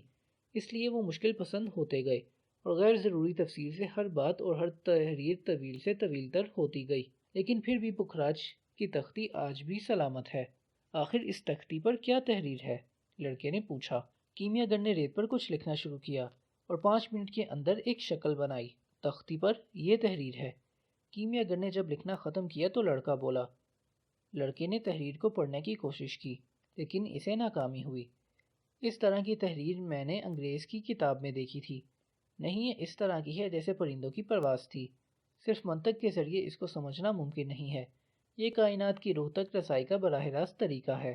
دانا لوگ یہ سمجھتے ہیں کہ دنیا جنت کا ایک نمونہ ہے یا اس کا عکس ہے۔ اس کا وجود اس بات کی علامت ہے کہ کہیں پر ایسی دنیا بھی ہے جو ہر لحاظ سے مکمل ہے۔ خدا نے یہ دنیا اس لیے بنائی کہ اس دنیا میں نظر آنے والی چیزوں کے واسطے سے لوگ اس کے روحانی وجود تک رسائی حاصل کر سکیں اور اس کی محیر العقول نشانیوں کو سمجھ سکیں، اور عمل سے یہی کچھ مراد ہے۔ کیا مجھے بھی اس تختی کی تحریر کو سمجھنا چاہیے؟ لڑکے نے سوال کیا۔ شاید، اگر تم کیمیاگر کی تجربہ گاہ میں ہوتے تو یہ اس تحریر کو سمجھنے کا بہترین وقت ہوتا، لیکن چونکہ تم صحرا کے بیچوں بیچ ہو اس لیے اپنے آپ کو اس میں ضم کر دو۔ صحرا تمہیں دنیا کی سمجھ ودیت کر دے گا، بلکہ دنیا کی کوئی بھی چیز اس کی اہلیت رکھتی ہے۔ تمہیں صحرا کو سمجھنے کی بھی ضرورت نہیں۔ تم اگر ریت کے ایک ذرے پر بھی غور کرو تو تمہیں اس میں بھی تخلیق کے محیر العقول کارنامے نظر آئیں گے، اور اپنے دل کی آواز سنو۔ اس کو قدرت کے تمام تر رازوں تک رسائی ہے، کیونکہ اس کا اپنا وجود اس کائنات کی روح سے نکلا ہے اور وہیں اسے ایک دن لوٹ کر جانا ہے۔ دونوں صحرا میں مزید 2 دن تک چلتے رہے۔ کیمیاگر اب اور زیادہ محتاط ہو گیا تھا، کیونکہ وہ ایسے علاقے میں داخل ہو گئے تھے جہاں لڑائی زیادہ شدت اختیار کر چکی تھی۔ جیسے جیسے وہ صحرا میں آگے بڑھ رہے تھے، لڑکا اپنے دل کی آواز سننے کی کوشش کر رہا تھا۔ اس سے قبل اس کا دل اسے کہانیاں سناتا تھا، مگر اب وہ خاموش تھا۔ پہلے اس کا دل اسے گھنٹوں اپنی اداسی کی کہانیاں سناتا، اور کبھی صحرا میں طلوع آفتاب کے منظر پر اتنا جذباتی ہو جاتا کہ لڑکے کے لیے اپنے آنسو چھپانا مشکل ہو جاتا۔ جب خزانے کا ذکر آتا تو اس کی دھڑکن تیز ہو جاتی، اور جب اس کی نظر نہ ختم ہونے والے صحرا پر پڑتی تو یہ ڈوبنے لگتا، لیکن وہ خاموش کبھی بھی نہ ہوتا، اس وقت بھی نہیں جب لڑکا اور کیمیاگر خاموش ہوتے تھے۔ ہمیں آخر اپنے دل کی آواز سننے کی کیا ضرورت ہے؟ اس نے سوال کیا۔ کیونکہ جہاں بھی تمہارا دل ہوگا خزانہ وہیں ملے گا، کیمیاگر نے جواب دیا۔ لیکن میرا دل تو بہت پریشان ہے، لڑکا تلخی سے بولا۔ اس میں خواب ہیں، اس میں جذبات کا ایک سمندر ہے، اور یہ مجھے بہت تکلیف دیتا ہے اور مجھے راتوں کو چین نہیں لینے دیتا۔ بہت خوب، پھر تو تمہارا دل زندہ ہے، اس کی بات پر دھیان دو، کیمیاگر نے کہا۔ اگلے 3 دن دونوں کا گزر ان قبائل کے درمیان سے ہوا جو لڑائی میں مشغول تھے۔ لڑکے کا دل خوفزدہ تھا۔ وہ اسے ان لوگوں کی کہانیاں سناتا تھا جو اپنی منزل کی تلاش میں نکلے لیکن کبھی لوٹ کر واپس نہ آئے۔ وہ لڑکے کو ڈراتا کہ شاید وہ بھی خزانہ ڈھونڈنے میں کامیاب نہیں ہوگا، یا پھر وہ صحرا کے بیچوں بیچ مر جائے گا، اور کبھی وہ لڑکے کو بتاتا کہ وہ مطمئن تھا کیونکہ اس کو محبت ملی تھی اور دولت بھی۔ میرا دل تو باغی ہے، لڑکے نے کیمیاگر کو بتایا۔ یہ نہیں چاہتا کہ میں آگے جاؤں، اس کا مطلب سمجھ میں آتا ہے، کیمیاگر بولا۔ آخر یہ فطری عمل ہے۔ تمہارے دل میں یہ خوف موجزن ہے کہ تم اپنی منزل کی تلاش میں وہ کچھ بھی کھو نہ بیٹھو جو اس وقت تمہارے پاس ہے۔ تو پھر مجھے اس کی آواز سننے کی کیا ضرورت ہے؟ کیونکہ تم اسے خاموش نہیں کرا سکتے۔ چاہے تم ظاہر کرتے رہو کہ تم اس کی آواز نہیں سن رہے، یہ پھر بھی اپنے آپ کو دہراتا رہے گا اور تمہیں بتائے گا کہ تم کیا سوچ رہے ہو، اس زندگی کے بارے میں یا دنیا کے بارے میں۔ آپ کا مطلب ہے کہ میں اسے سنتا رہوں، چاہے یہ آواز بغاوت ہی کیوں نہ ہو؟ لڑکے نے استفسار کیا۔ بغاوت وہ عمل ہے جو غیر متوقع طور پر آتا ہے۔ اگر تم اپنے دل کو سمجھتے ہو تو تم اس کے دھوکے میں کبھی نہیں آؤ گے، کیونکہ تمہیں معلوم ہوگا کہ اس کے خواب کیا ہیں، یہ کیا چاہتا ہے، اور تمہیں یہ بھی معلوم ہوگا کہ اس کے ساتھ کیسا سلوک کرنا ہے۔ تم کبھی اپنے دل سے پیچھا نہیں چھڑا سکتے، اس لیے بہتر یہی ہے کہ اس کی آواز سنو۔ اس طرح تم اس کے غیر متوقع وار سے محفوظ رہ سکو گے۔ صحرا میں سفر کے دوران لڑکا مسلسل اپنے دل کی آواز سنتا رہا۔ اسے آہستہ آہستہ اس کی چالوں کی سمجھ آنے لگی۔ اس کے دل سے خوف نکل گیا اور واپس جانے کا خیال بھی جاتا رہا۔ ایک دوپہر اس کے دل نے اس کو بتایا کہ وہ بہت خوش ہے، اگرچہ کبھی کبھار میں شکایت بھی کرتا ہوں۔ اس کا دل بولا، ایسا اس لیے ہے کہ میں ایک انسان کا دل ہوں، اور انسانوں کے دل اسی طرح کے ہوتے ہیں۔ لوگ اپنے خوابوں کی تعبیر ڈھونڈنے میں خوفزدہ ہوتے ہیں، کیونکہ ان کا خیال ہوتا ہے کہ وہ اس قابل نہیں ہیں، یا پھر وہ اسے حاصل کرنے میں ناکام رہیں گے۔ ہمارے دل اس لیے خوفزدہ ہوتے ہیں کہ محبت کرنے والے ہم سے ہمیشہ کے لیے جدا نہ ہو جائیں، یا پھر کچھ لمحات جو بہتر ہو سکتے تھے مگر نہیں ہوئے، یا پھر کچھ خزانے جو مل سکتے تھے لیکن ہمیں ہمیشہ کے لیے ریت کے نیچے دبا گئے۔ اور جب اس طرح ہوتا ہے تو ہمیں بہت دکھ اٹھانا پڑتا ہے۔ میرے دل کو خوف ہے کہ اسے اس تکلیف سے گزرنا پڑے گا، لڑکے نے اس وقت بتایا جب اندھیری رات میں دونوں آسمان کی طرف دیکھ رہے تھے۔ اپنے دل کو بتاؤ کہ تکلیف کا ڈر خود تکلیف سے بدتر ہوتا ہے، اور کسی دل کو آج تک تکلیف سے نہیں گزرنا پڑا جب وہ اپنی منزل کی تلاش میں نکلتا ہے، کیونکہ اس تلاش کا ہر لمحہ خدا سے ملاقات کی گھڑی ہوتی ہے۔ تلاش کا ہر لمحہ خدا سے ملاقات کی گھڑی ہوتی ہے، لڑکے نے اپنے دل سے کہا۔ جب میں خزانے کی تلاش میں نکلا تو ہر آنے والا دن گزرنے والے دن سے زیادہ روشن ہے، کیونکہ ہر لمحہ یہ امید اور مضبوط ہو جاتی ہے کہ میں خزانہ پا لوں گا۔ جب سے میں خزانے کی تلاش میں نکلا ہوں، میں نے ہر لمحہ کچھ نہ کچھ سیکھا ہے، جو کہ میں نہیں سیکھ سکتا تھا اگر مجھ میں اتنی ہمت نہ ہوتی کہ میں وہ تجربات کر سکوں جو ایک چرواہے کے لیے ناممکن تھے۔ اس کا دل دوپہر تک خاموش رہا۔ اس رات لڑکے کو بہت سکون کی نیند آئی، اور جب وہ صبح کو بیدار ہوا اور اس کا دل اس سے مخاطب ہوا تو اس لڑکے کو وہ باتیں بتائیں جن کا تعلق کائنات کی روح سے تھا۔ وہ تمام لوگ جو مطمئن ہوتے ہیں، ان کے دل کے اندر اللہ ہوتا ہے، دل نے اسے بتایا۔ خوشی ریت کے ایک ذرے سے بھی مل سکتی ہے، کیونکہ ریت کا ہر ذرہ بھی تخلیق کا ایک لمحہ ہے۔ اسے تخلیق کرنے کے لیے کائنات نے لاکھوں سال صرف کیے ہیں۔ دنیا میں ہر شخص کے لیے ایک خزانہ منتظر ہے، اس کے دل نے اسے بتایا۔ ہم انسانوں کے دل انہیں خزانوں کے بارے میں اس لیے زیادہ نہیں بتاتے کہ انسان اب مزید ان کو تلاش کرنا گوارا نہیں کرتے۔ ہم بچوں کو اس بارے میں بتاتے ہیں اور پھر زندگی کو اس کی ڈگر پر چھوڑ دیتے ہیں، اسے اپنے مقدر کی جانب جانے کی اجازت دیتے ہیں۔ افسوس یہ ہے کہ ان میں سے بہت کم لوگ ان راستوں کو اختیار کرتے ہیں جو ان کے لیے متعین کیے گئے ہوتے ہیں، وہ راستے جو ان کو ان کی منزل کی جانب لے جاتے ہیں اور خوشی کی طرف۔ اکثر لوگ اس دنیا کو ایک خطرناک جگہ تصور کرتے ہیں، اور کیونکہ یہ ان کا اعتماد ہوتا ہے اس لیے دنیا ان کے لیے واقعی ایک خطرناک جگہ بن جاتی ہے۔ اس لیے ہم ان سے بہت آستگی سے اور بہت نرمی سے بات کرتے ہیں۔ ہم اگرچہ بات سے تو کبھی بھی باز نہیں آتے، لیکن ہم دعا کرتے ہیں کہ لوگ ہماری آواز سن نہ سکیں، کیونکہ لوگ ہمارے بات ماننے کے لیے تیار نہیں ہوتے، اس لیے ہم نہیں چاہتے کہ انہیں تکلیف ہو۔ دل آخر انسان کو اس بات پر کیوں نہیں مجبور کرتا کہ وہ اپنی منزل کی تلاش جاری رکھے؟ لڑکے نے کیمیا گر سے پوچھا۔ کیونکہ اس طرح دل کو ناقابل برداشت اذیت کا سامنا کرنا پڑتا ہے جو وہ کرنا نہیں چاہتا، کیمیا گر نے جواب دیا۔ اس کے بعد لڑکے کو اپنے دل سے آگاہی حاصل ہو گئی۔ مجھ سے بات کرنا کبھی ختم نہ کرنا، اس نے اپنے دل سے کہا، اور جب میں اپنی منزل سے بھٹکنے لگوں اور اس بات کا خطرہ ہو کہ میں اپنی کوئی خواہش ترک کر دوں گا تو مجھے جھنجھوڑنا، مجھے جگانا، اور میں عہد کرتا ہوں کہ جب بھی کبھی مجھے تمہاری آواز سنائی دی تو میں ضرور اس پر عمل کروں گا۔ اس رات اس نے تمام بات کیمیا گر کو بتائی۔ کیمیا گر نے محسوس کیا کہ لڑکے کا دل کائنات کی روح کی طرف لوٹ آیا تھا۔ اب مجھے کیا کرنا چاہیے؟ لڑکے نے پوچھا۔ احرام کی جانب سفر جاری رکھو، کیمیا گر نے جواب دیا، اور علامات کی پہچان اور ان پر عمل کرنے پر بھی کاربند رہو۔ تمہارا دل یہ صلاحیت رکھتا ہے کہ خزانے تک تمہاری رہنمائی کر سکے، اور علامات کی پہچان اور ان پر عمل کرنے پر بھی کاربند رہو۔ تمہارا دل یہ صلاحیت رکھتا ہے کہ خزانے تک تمہاری رہنمائی کر سکے۔ کیا یہی وہ واحد چیز ہے جسے جاننے کی مجھے ضرورت تھی؟ نہیں، کیمیا گر بولا۔ جس چیز کو جاننے کی تمہیں ضرورت ہے وہ یہ ہے کہ اس سے قبل کہ تمہیں اپنے خواب کی تعبیر ملے، کائنات کی روح تمہارا امتحان لے گی۔ یہ کسی منفی نقطہ نظر سے نہیں ہوتا، بلکہ اس لیے کہ خزانے کے ساتھ ہم اس پر بھی عبور حاصل کر لیں جو ہم نے سیکھا ہے، اور یہ وہ مقام ہے جہاں زیادہ تر لوگ جد و جہد ترک کر دیتے ہیں۔ اس کو ہم صحرا کی زبان میں کہتے ہیں۔ مسافر نے پیاس سے اس وقت جان دے دی جب اس کی نظریں افق پر کھجور کے درختوں کو دیکھ سکتی تھیں۔ ہر تلاش کا آغاز ابتدائی کامیابی سے اور اختتام فاتح کے اختتام پر ہوتا ہے۔ لڑکے کو اپنے وطن کی ایک ضرب المثل یاد آئی۔ رات کے تاریک ترین لمحات صبح سے تھوڑی دیر قبل آتے ہیں۔ اگلی صبح خطرے کا پہلا نشان مسلح جنگجوؤں کی آمد کی صورت میں ظاہر ہوا۔ انہوں نے ان دونوں کو گھیرے میں لے کر پوچھا کہ وہ کدھر سے آئے ہیں اور کس مقصد کے لیے آئے ہیں۔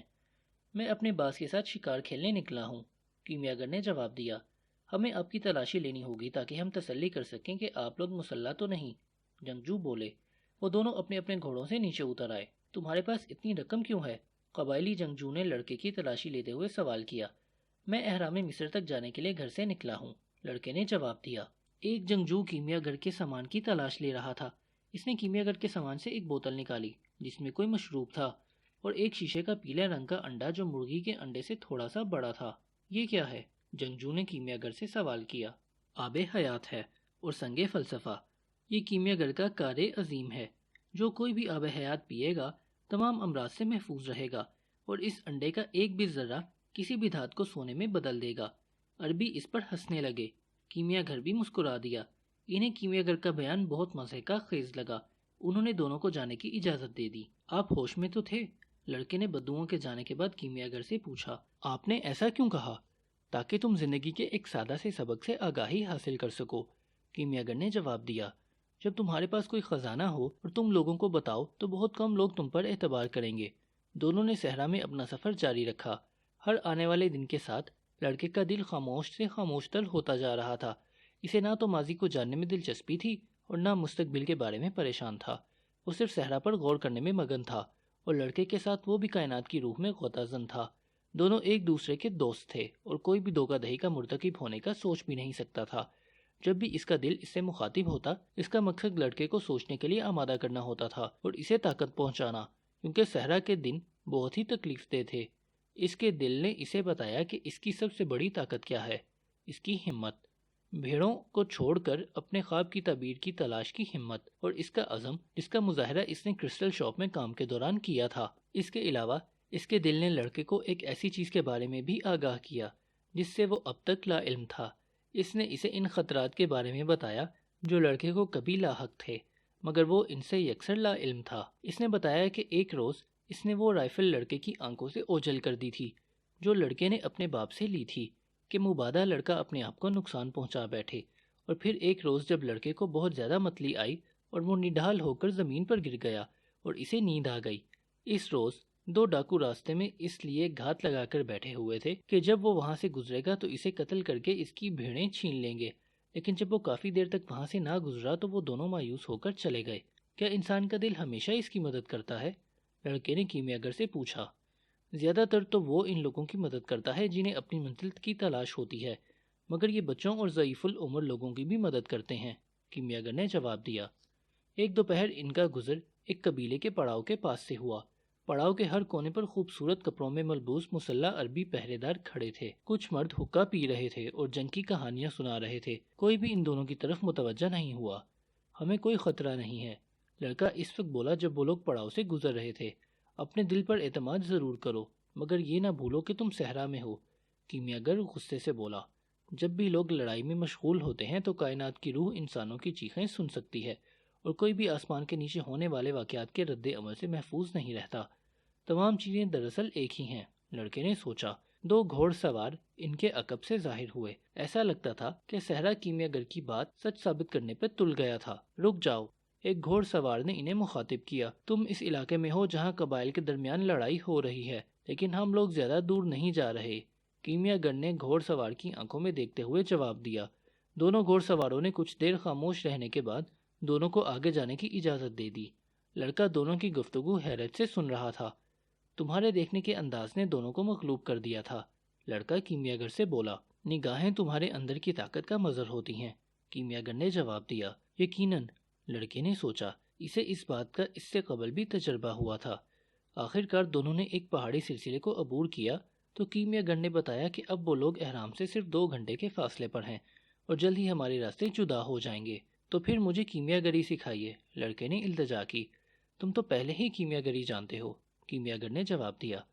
اصل کیمیا گری ہے کائنات کی روح تک رسائی اور ان خزانوں کی تلاش جو تمہارے لیے محفوظ کیے گئے ہیں۔ میں دھات کو سونے میں بدلنے کا فن جاننا چاہتا ہوں، لڑکا بولا۔ دنیا میں موجود ہر چیز ارتقاء کے عمل سے گزری ہے، اور دانا لوگوں کے مطابق سونا اس عمل سے سب سے طویل عرصہ تک گزرا ہے۔ یہ نہ پوچھنا کہ ایسا کیوں ہوا ہے، کیونکہ یہ میں بھی نہیں جانتا، لیکن مجھے یقین ہے کہ روایت ہمیشہ درست ہوتی ہے۔ لوگ ہمیشہ دانا لوگوں کی بات سمجھنے سے قاصر رہتے ہیں، اس لیے سونا عملاً ارتقاء کی علامت کی بجائے اختلاف کی علامت بن گیا۔ ہر ایک شے کی کئی زبانیں ہیں، لڑکا بولا۔ کبھی اونٹ کی آواز میرے لیے صرف ایک جانور کی آواز تھی، لیکن پھر یہ خطرے کی گھنٹی کے مترادف ہو گئی، اور اب پھر سے یہ صرف ایک جانور کی آواز ہے۔ میری کئی کیمیا گروں سے ملاقات ہوئی، کیمیا گر بولا۔ انہوں نے اپنی عمریں لیبارٹریوں میں گزاری اور دھات کو اس ارتقاء کے عمل سے گزارا جس سے کہ سونا گزرا ہے۔ ان کی پہنچ سنگ فلسفہ تک بھی ہوئی۔ تب انہیں معلوم ہوا کہ جب کوئی چیز ارتقاء کے عمل سے گزرتی ہے تو اس کے ارد گرد کی تمام اشیاء بھی اس عمل سے گزرتی ہیں۔ کچھ کیمیا گروں کو اتفاقاً سنگ فلسفہ تک رسائی مل گئی۔ وہ پہلے ہی نوازے ہوئے لوگ تھے اور ان کی روح اور ان لوگوں کی نسبت ان کے لیے پہلے سے تیار تھی، لیکن ان کی تعداد بہت مختصر ہے، اور کچھ لوگ ایسے بھی تھے جن کو صرف سونے سے دلچسپی تھی۔ ان لوگوں کو اس راز تک کبھی بھی رسائی نصیب نہیں ہو سکی۔ وہ یہ بھول گئے کہ سیسا، تانبا اور لوہے کی اپنی اپنی منزلیں ہیں، اور جو کوئی بھی کسی اور چیز کی منزل میں مداخلت کرے گا وہ اپنی منزل تک کبھی بھی نہیں پہنچ سکتا۔ کیمیا گر کے الفاظ لڑکے کو مردہ لگے۔ کیمیا گر نے ریت سے ایک سیپی اٹھائی اور بولا، کبھی یہ صحرا سمندر بھی رہا ہوگا۔ مجھے معلوم ہے، لڑکے نے جواب دیا۔ کیمیا گر نے لڑکے کو کہا کہ وہ سیپی کو اپنے کانوں کے ساتھ لگائے۔ لڑکے نے بچپن میں کئی بار سیپی اپنے کانوں کے ساتھ لگائی تھی اور اسے سمندر کی گونج سنائی دی تھی۔ سمندر اس سیپی میں اس لیے سما گیا کہ یہاں اس کی منزل ہے، اور یہ اسی طرح ہی رہے گا جب تک صحرا دوبارہ سمندر میں نہیں بدل جاتا۔ دونوں اپنے گھوڑوں پر سوار ہوئے اور احرام کی سمت میں چل پڑے۔ سورج غروب ہونے کے قریب لڑکے کو خطرے کی گھنٹی سنائی دی۔ دونوں اونچے اونچے ٹیلوں میں گھر گئے۔ لڑکے نے کیمیا گر کی طرف دیکھا کہ اس نے کچھ محسوس کیا تھا یا نہیں، لیکن وہ کسی بھی خطرے سے بے نیاز تھا۔ 5 منٹ بعد دونوں کا سامنا 2 گھوڑ سواروں سے ہوا جو شاید ان کے انتظار میں تھے۔ اس سے قبل کہ لڑکا کیمیا گر سے کچھ کہتا، ان گھوڑ سواروں کی تعداد 10 اور پھر 100 ہو گئی، اور پھر وہ ٹیلوں میں ہر طرف پھیلے ہوئے نظر آنے لگے۔ یہ نیلے کپڑوں میں ملبوس قبائلی تھے اور ان کے چہرے نیلے نقابوں کے پیچھے چھپے ہوئے تھے، اور صرف ان کی آنکھیں نظر آ رہی تھیں۔ اتنے فاصلے کے باوجود ان کی نظریں ان کی اندرونی کیفیت کی مظہر تھیں۔ ان کی آنکھوں میں موت جھلک رہی تھی۔ دونوں کو ایک فوجی کیمپ میں لے جایا گیا۔ ایک محافظ دونوں کو ایک ایسے خیمے میں لے گیا جہاں سردار میٹنگ میں مصروف تھا۔ یہ دونوں جاسوس ہیں، ایک محافظ بولا۔ ہم تو مسافر ہیں، کیمیا گر نے جواب دیا۔ 2 دن قبل تم دونوں دشمن کے ایک کیمپ کے قریب دیکھے گئے تھے، اور تم لوگ دشمن کے ایک آدمی سے محو گفتگو تھے، ایک سردار بولا۔ میں تو ایک صحرا میں آوارہ گردی کرنے والا شخص ہوں۔ مجھے قبائل کی لڑائی سے بالکل کوئی دلچسپی نہیں، اور نہ ہی مجھے ان کی حرکات کے بارے میں کوئی علم ہے۔ میں تو صرف اپنے دوست کی رہنمائی کر رہا ہوں، کیمیا گر نے کہا۔ تمہارا دوست کون ہے؟ سردار نے پوچھا۔ کیمیا گر ہے، کیمیا گر نے جواب دیا۔ یہ قدرت کی طاقتوں کو پہچانتا ہے اور آپ کے سامنے اپنی غیر معمولی طاقت کا مظاہرہ کرنا چاہتا ہے۔ لڑکا خاموشی اور خوف سے سن رہا تھا۔ ایک غیر ملکی یہاں کیا کر رہا ہے؟ ایک اور عرب نے پوچھا۔ یہ آپ کے قبیلے کو دینے کے لیے رقم لایا ہے۔ اس سے قبل کہ لڑکا بولتا، کیمیا گر نے جواب دیا اور لڑکے کے تھیلے میں سے سونے کے سکے نکال کر سردار کے حوالے کر دیے۔ سردار نے خاموشی سے یہ سکے وصول کر لیے۔ یہ بہت سارے ہتھیار خریدنے کے لیے کافی تھے۔ کیمیا گر کیا ہوتا ہے؟ سردار نے پوچھا۔ کیمیا گر وہ شخص ہوتا ہے جو دنیا اور قدرت کو جانتا ہو۔ اگر یہ چاہے تو آپ کے اس کیمپ کو صرف ہوائی طاقت کے ذریعے ملیامٹ کر سکتا ہے۔ خیمے میں کہے گونجنے لگے۔ وہ سب لوگ جنگ کی ہلاکت خیزیوں کے عادی تھے اور انہیں یقین تھا کہ ہوا ان کا کچھ بگاڑنے سے قاصر تھی، لیکن پھر بھی ان کے دلوں کی دھڑکنیں تیز ہو گئی تھیں۔ وہ صحرا نشین تھے اور خطرناک جادوگر تھے۔ میں یہ دیکھنا چاہوں گا کہ یہ لڑکا سب کچھ کس طرح کرتا ہے، سردار بولا۔ اس کام کے لیے اسے 3 دن درکار ہوں گے، کیمیا گر نے جواب دیا۔ یہ اپنے آپ کو ہوا میں تحلیل کرے گا تاکہ آپ کے سامنے اپنی طاقت کا مظاہرہ کر سکے۔ اگر یہ ایسا کرنے میں ناکام رہا تو آپ کو اپنی جان کا نذرانہ پیش کرے گا۔ تم مجھے اس چیز کا نذرانہ کیسے پیش کرو گے جو ہے ہی میری ملکیت؟ سردار نے غصے سے جواب دیا۔ انہیں 3 دن کی مہلت دے دی۔ لڑکے کا خوف کے مارے برا حال ہو رہا تھا۔ کیمیا گر نے اسے سہارا دیا اور وہ دونوں خیمے سے باہر آ گئے۔ انہیں یہ مت معلوم ہونے دو کہ تم خوف زدہ ہو، کیمیا گر نے اس کے کان میں سرگوشی کی۔ یہ بہادر لوگ ہیں اور بزدلی سے نفرت کرتے ہیں۔ لیکن لڑکا کچھ بولنے سے قاصر تھا۔ انہیں قید کرنے کی کوئی ضرورت نہیں تھی کیونکہ صحرا میں سواری کے بغیر ہر انسان قیدی ہی تھا اور ان کے گھوڑے پہلے ہی ضبط ہو چکے تھے۔ ایک دفعہ قدرت نے پھر اپنی کئی زبانوں کا مظاہرہ کیا تھا۔ صحرا جو صرف تھوڑی دیر پہلے آزادی کی علامت تھا، اب ایک ناقابل عبور فصیل کی شکل اختیار کر گیا تھا۔ تم نے انہیں میری جمع پونجی دے دی، لڑکے نے کیمیا گر سے گلہ کیا۔ وہ سب کچھ جمع کرنے میں نے پوری زندگی گزاری ہے۔ اس دولت کی تمہارے لیے کیا حیثیت ہوتی اگر تم زندہ ہی نہ ہوتے؟ کیمیا گر نے جواب دیا۔ تمہاری دولت نے ہمیں زندگی کے 3 دن مہیا کیے، اور دولت انسان کو اتنا کچھ کبھی نہیں دے سکتی۔ لڑکا اتنا خوفزدہ تھا کہ اس پر دنائی کی باتوں کا کوئی اثر نہیں ہو رہا تھا۔ اسے کچھ سمجھ نہیں آ رہا تھا کہ وہ اپنے آپ کو ہوا میں کیسے تحلیل کرے گا۔ وہ آخر کیمیاگر تو نہیں تھا۔ کیمیاگر نے محافظ سے قہوہ منگایا اور لڑکے کی کلائی پر تھوڑا سا قہوہ انڈیلا۔ اس کے جسم میں سکون کی ایک لہر دوڑی۔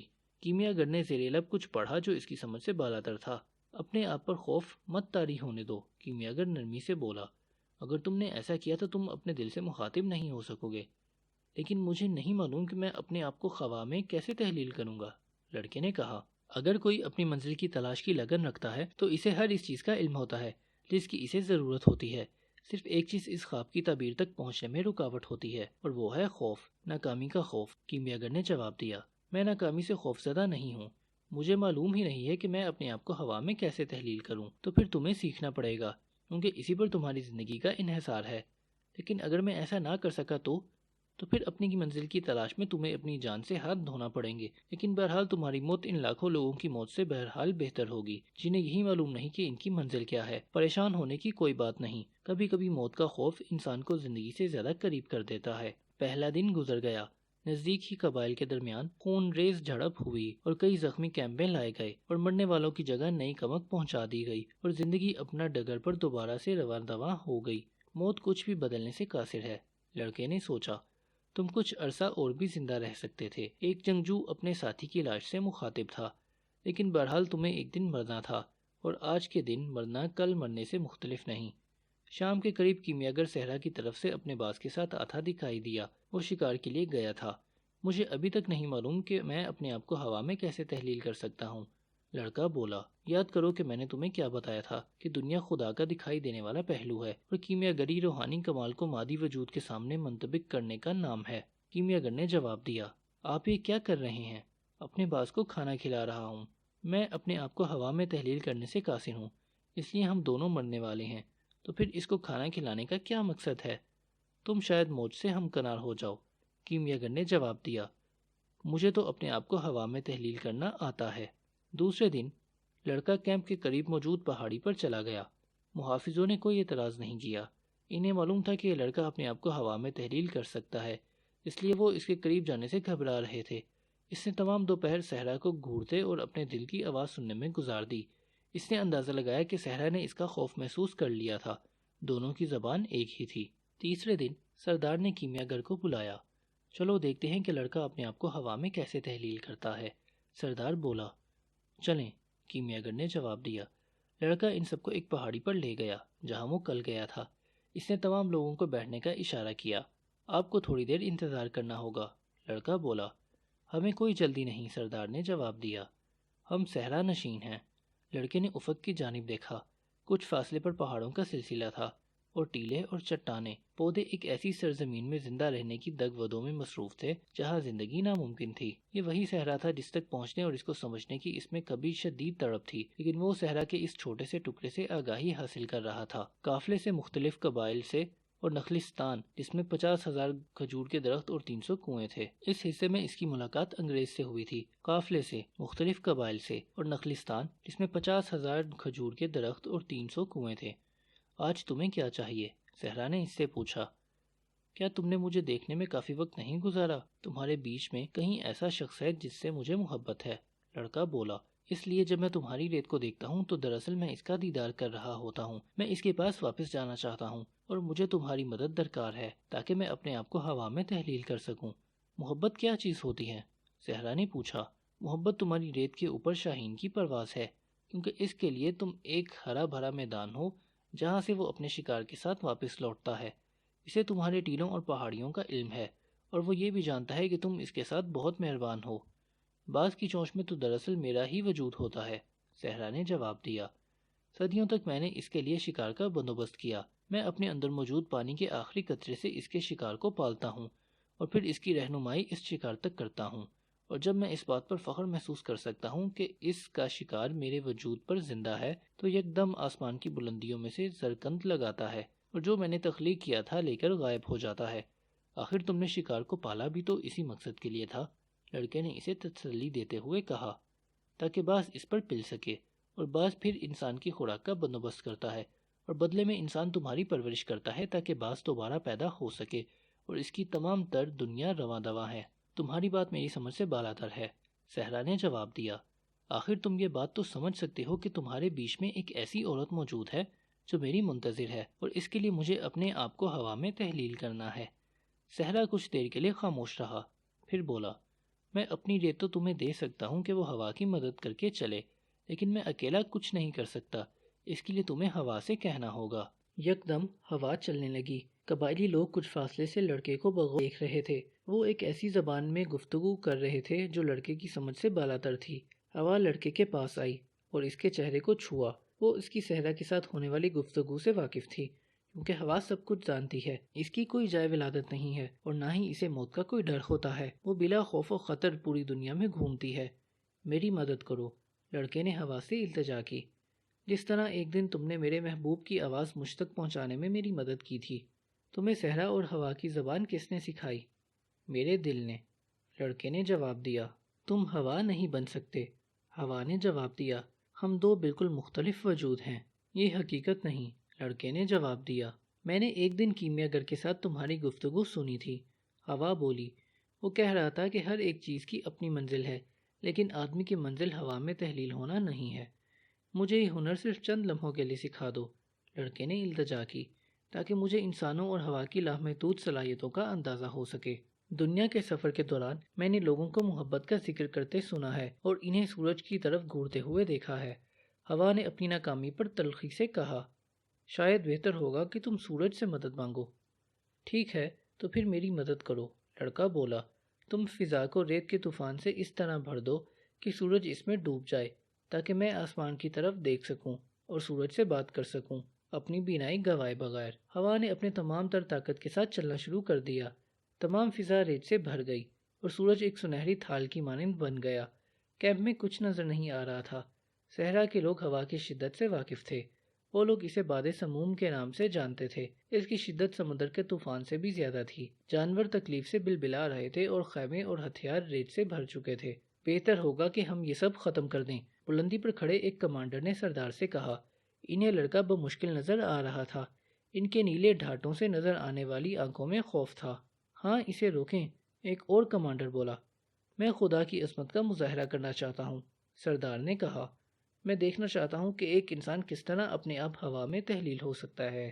سردار نے دونوں کمانڈرز کے نام ذہن نشین کر لیے۔ وہ ان دونوں کو برخاست کرنے کا ارادہ رکھتا تھا۔ ہوا نے مجھے بتایا کہ تم محبت کے بارے میں جانتے ہو، لڑکا سورج سے مخاطب ہوا۔ اگر تم محبت کے بارے میں جانتے ہو تو تمہیں کائنات کی روح سے بھی ضرور آگہی ہوگی، کیونکہ اس کی تخلیق بھی محبت سے ہوئی۔ جہاں میں ہوں، سورج نے جواب دیا، میں کائنات کی روح کا آسانی سے نظارہ کر سکتا ہوں۔ یہ میری روح سے مخاطب ہوتی ہے۔ ہم دونوں مل کر زمین کو زندگی دیتے ہیں اور بھیڑوں کو سائے کی تلاش سکھاتے ہیں۔ زمین سے اتنی دوری پر میں نے محبت کرنا سیکھا ہے۔ مجھے معلوم ہے کہ اگر میں تھوڑا سا بھی زمین کے قریب آیا تو زمین پر موجود ہر چیز فنا ہو جائے گی اور روح کائنات ختم ہو جائے گی۔ اس لیے ہم مسلسل اس بات پر غور کرتے ہیں کہ ہر شے کو دوام کیسے دیں۔ میں زندگی کو حرارت دیتا ہوں، اس لیے کہ زمین کی بقا کے ساتھ میری اپنی بقا وابستہ ہے۔ تو پھر تمہیں محبت کے بارے میں بھی معلوم ہے؟ لڑکے نے سوال کیا۔ اور مجھے کائنات کی روح کا بھی پتہ ہے، کیونکہ ہم دونوں کائنات کے نہ ختم ہونے والے سفر کے دوران ہمیشہ گفتگو کر رہے تھے۔ اس نے مجھے بتایا کہ اس کا سب سے بڑا مسئلہ یہ ہے کہ اب تک صرف نباتات اور جمادات ہی یہ بات جانتے ہیں کہ تمام چیزوں کی اصل ایک ہے۔ نہ تو لوہے کو تانبا بننے کی ضرورت ہے اور نہ ہی تانبے کو سونا بننے کی۔ ہر ایک کا اپنا کام ہے، ہر ایک دوسرے سے مختلف ہے۔ اگر وہ خالق جس نے سب تخلیق کیا ہے کائنات کی تخلیق کے 5ویں روز آرام کرتا تو کچھ بھی وجود میں نہ آتا، اور پھر تخلیق کا 6واں روز بھی تو تھا۔ سورج نے اپنی بات جاری رکھی۔ تم بہت دانا ہو، کیونکہ تم اس دوری سے ہر چیز کا مشاہدہ کرتے ہو جہاں سے کوئی شے پوشیدہ نہیں ہے، لڑکا بولا۔ لیکن تم محبت سے نہ واقف ہو۔ اگر تخلیق کا 6واں دن نہ ہوتا تو انسان کا وجود بھی نہ ہوتا۔ تانبا ہمیشہ تانبا ہی رہتا اور شیشہ ہمیشہ شیشہ۔ یہ سچ ہے کہ ہر چیز کی اپنی منزل ہے اور ایک دن ہر چیز اپنی منزل پر پہنچ جائے گی۔ اس لیے ہر شے اپنے آپ کو کسی بہتر چیز میں تحلیل کرنے میں مصروف ہے تاکہ ایک روز اپنی منزل تک پہنچ جائے، جس روز ہر شے کائنات کی روح میں واپس ضم ہو جائے گی۔ سورج نے اس کے بارے میں غور کیا اور زیادہ شدت سے چمکنے کا ارادہ کیا۔ جو اب تک تمام گفتگو غور سے سن رہی تھی زیادہ شدت سے جلنے لگی تاکہ سورج لڑکی کی بینائی کو متاثر نہ کر سکے۔ اس لیے کیمیا گری مارز وجود میں آئی۔ لڑکے نے اپنی بات جاری رکھی تاکہ سب اپنے خزانے کو کھوج سکیں اور اپنی زندگی کو بہتر بنا سکیں۔ یہ تو صحیح ہے، لیکن تم نے یہ کیوں کہا کہ میں محبت سے ناواقف ہوں؟ سورج نے لڑکے سے پوچھا۔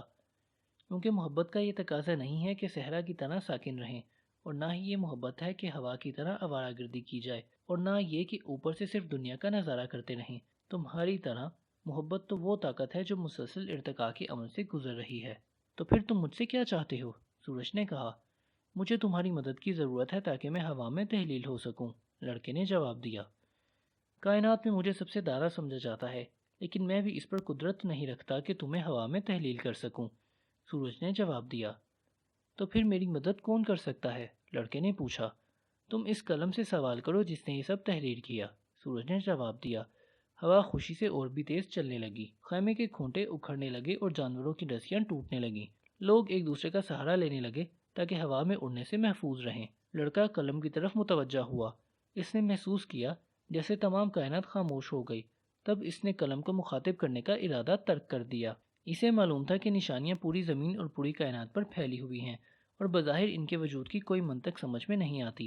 وہ دیکھ سکتا تھا کہ نہ صرف انسان بلکہ صحرا، ہوا اور سورج تک اپنی تخلیق کے مقصد سے لا علم تھے، لیکن خالق کے نزدیک ہر چیز کا ایک مقصد تھا۔ صرف اس کو اس چیز پر دسترس حاصل تھی کہ اگر وہ چاہے تو سمندر کو صحرا میں بدل دے یا پھر آدمی کو ہوا میں تحلیل کر دے۔ لڑکے نے روح کائنات پر غور کیا تو اسے معلوم ہوا کہ یہ خالق کی روح کا ایک پرتو تھا، اور وہ خود بھی اس کا پرتو تھا۔ اسے یقین ہو گیا کہ وہ بھی ایک لڑکا بھی محیر العقول کارنامے سر انجام دینے پر قدرت رکھتا تھا۔ باد سموم اس سے قبل کبھی اتنی شدت سے نہیں چلی تھی۔ کئی نسلوں تک عرب میں ایک لڑکے کے چرچے گونجتے رہے جس نے اپنے آپ کو ہوا میں تحلیل کر لیا تھا اور ایک فوجی کیمپ کو تباہ کر دیا تھا۔ باد سموم تھم چکی تو ہر ایک نے لڑکے کو اس جگہ تلاش کیا جہاں وہ تھوڑی دیر قبل کھڑا تھا، لیکن اب وہ اس جگہ نہیں تھا۔ دوسری کیمپ کی دوسری جانب ریت میں دبے ہوئے خیمے کے قریب کھڑا تھا۔ تمام لوگوں پر ایک انجانا سا خوف طاری تھا، مگر دو آدمی مسکرائے۔ کیمیا گر، اس لیے کہ اسے ایک قابل شاگرد مل گیا۔ سردار، اس لیے کہ اس شاگرد نے خدا کی عظمت کو پہچان لیا۔ اگلی روز قبیلے والوں نے کیمیا گر اور لڑکے کو الوداع کہا۔ ان کے ساتھ ایک محافظ دستہ روانہ کیا گیا تاکہ وہ اس کی منزل تک انہیں بحفاظت پہنچا دے۔ پورا دن وہ لوگ محو سفر رہے۔ دوپہر کے بعد وہ ایک خانقاہ کے پاس پہنچے۔ کیمیا گر نے گھوڑے سے اترتے ہوئے محافظ دستے کو واپس جانے کی اجازت دی۔ اس سے آگے تم اکیلے جاؤ، کیمیا گر نے کہا۔ تم احرام سے صرف 3 گھنٹے کی مسافت پر ہو۔ بہت شکریہ، لڑکا بولا۔ آپ نے مجھے عالمگیر زبان سکھائی۔ میں نے صرف اس چیز کو کریدا ہے جو تمہارے اندر پہلے سے موجود تھی، کیمیا گر نے خانقاہ کے دروازے پر دستک دیتے ہوئے جواب دیا۔ کالے لباس میں ملبوس ایک راہب باہر آیا۔ دونوں کچھ دیر تک غیر منوس زبان میں محو گفتگو رہے، اور پھر کیمیا گر نے لڑکے کو اندر آنے کو کہا۔ میں نے تھوڑی دیر کے لیے اس کا باورچی خانہ استعمال کرنے کی اجازت مانگی ہے، کیمیا گر مسکرایا۔ دونوں باورچی خانے میں داخل ہوئے۔ کیمیا گر نے چولہا روشن کیا جبکہ راہب سیسا لے کر آیا۔ کیمیا گر نے یہ سیسا چولہے پر لوہے کے برتن میں رکھ دیا۔ تھوڑی دیر بعد سیسا پگھلنے لگا۔ کیمیا گر نے اپنے تھیلے سے پیلا انڈا نکالا اور اس سے بال برابر چھلکا اتارا۔ اسے موم میں لپیٹ کر برتن میں ڈال دیا۔ مرکب لال رنگ اختیار کر گیا، خون سے مشابہ۔ کیمیا گر نے برتن چولہے سے اتارا اور ٹھنڈا ہونے کے لیے ایک جانب رکھ دیا۔ اس دوران وہ راہب کے ساتھ قبائلی جنگ پر گفتگو کر رہا تھا۔ میرا خیال ہے کہ یہ جنگ کافی عرصہ تک چلے گی، کیمیا گر بولا۔ کیمیا گر پریشان تھا۔ تمام قافلے غزہ میں رکے ہوئے تھے اور جنگ کے ختم ہونے کا انتظار کر رہے تھے۔ ہونا وہی ہے جو خدا کی منشا ہے، راہب نے کہا۔ بالکل، کیمیا گر بولا۔ جب مرکب ٹھنڈا ہوا تو راہب اور لڑکے کی آنکھیں حیرت سے پھیل گئیں۔ سیسے نے برتن کی شکل اختیار کر لی تھی، مگر اب وہ سیسا نہیں تھا بلکہ سونے میں بدل چکا تھا۔ کیا میں بھی کسی روز ایسا کر سکوں گا؟ لڑکے نے اشتیاق سے کیمیا گر سے سوال کیا۔ یہ میری منزل تھی، تمہاری نہیں ہے، کیمیا گر نے جواب دیا۔ میں صرف تمہیں یہ دکھانا چاہتا تھا کہ ایسا ممکن ہے۔ کیمیا گر نے سونے کے 4 ٹکڑے کیے۔ یہ آپ کے لیے ہے، اس نے ایک ٹکڑا راہب کی طرف بڑھاتے ہوئے کہا۔ مسافروں کے لیے آپ کی میزبانی کا صلہ۔ لیکن یہ تو میرے لیے بہت زیادہ ہے، راہب نے کہا۔ دوبارہ ایسا کبھی مت کہیے گا، زندگی سن رہی ہے، اور آئندہ کہیں آپ کو کم حصہ نہ مل جائے۔ یہ تمہارا حصہ ہے، کیمیا گر نے ایک ٹکڑا لڑکے کی جانب بڑھاتے ہوئے کہا۔ لڑکے نے بھی یہ کہنے کا ارادہ کیا کہ یہ اس کے لیے بہت زیادہ ہے، لیکن وہ کیمیا گر کی بات سن چکا تھا، اس لیے خاموش رہا۔ اور یہ میرے لیے ہے، سفر کے لیے زیادہ راہ۔ اس نے سونے کا چوتھا ٹکڑا راغب کے حوالے کرتے ہوئے کہا، یہ لڑکے کا حصہ ہے اگر اسے کبھی ضرورت پڑے تو، لیکن میں تو اپنے خزانے کی تلاش میں جا رہا ہوں۔ لڑکا بولا، اور میں اس کے بہت قریب ہوں۔ مجھے یقین ہے کہ تم اس تک ضرور پہنچو گے، کیمیاگر نے جواب دیا۔ تو پھر یہ سونا کیوں؟ کیونکہ تم 2 دفعہ اپنا سرمایہ کھو چکے ہو، ایک دفعہ ایک چور کے ہاتھ اور دوسری دفعہ سردار کے ہاتھ۔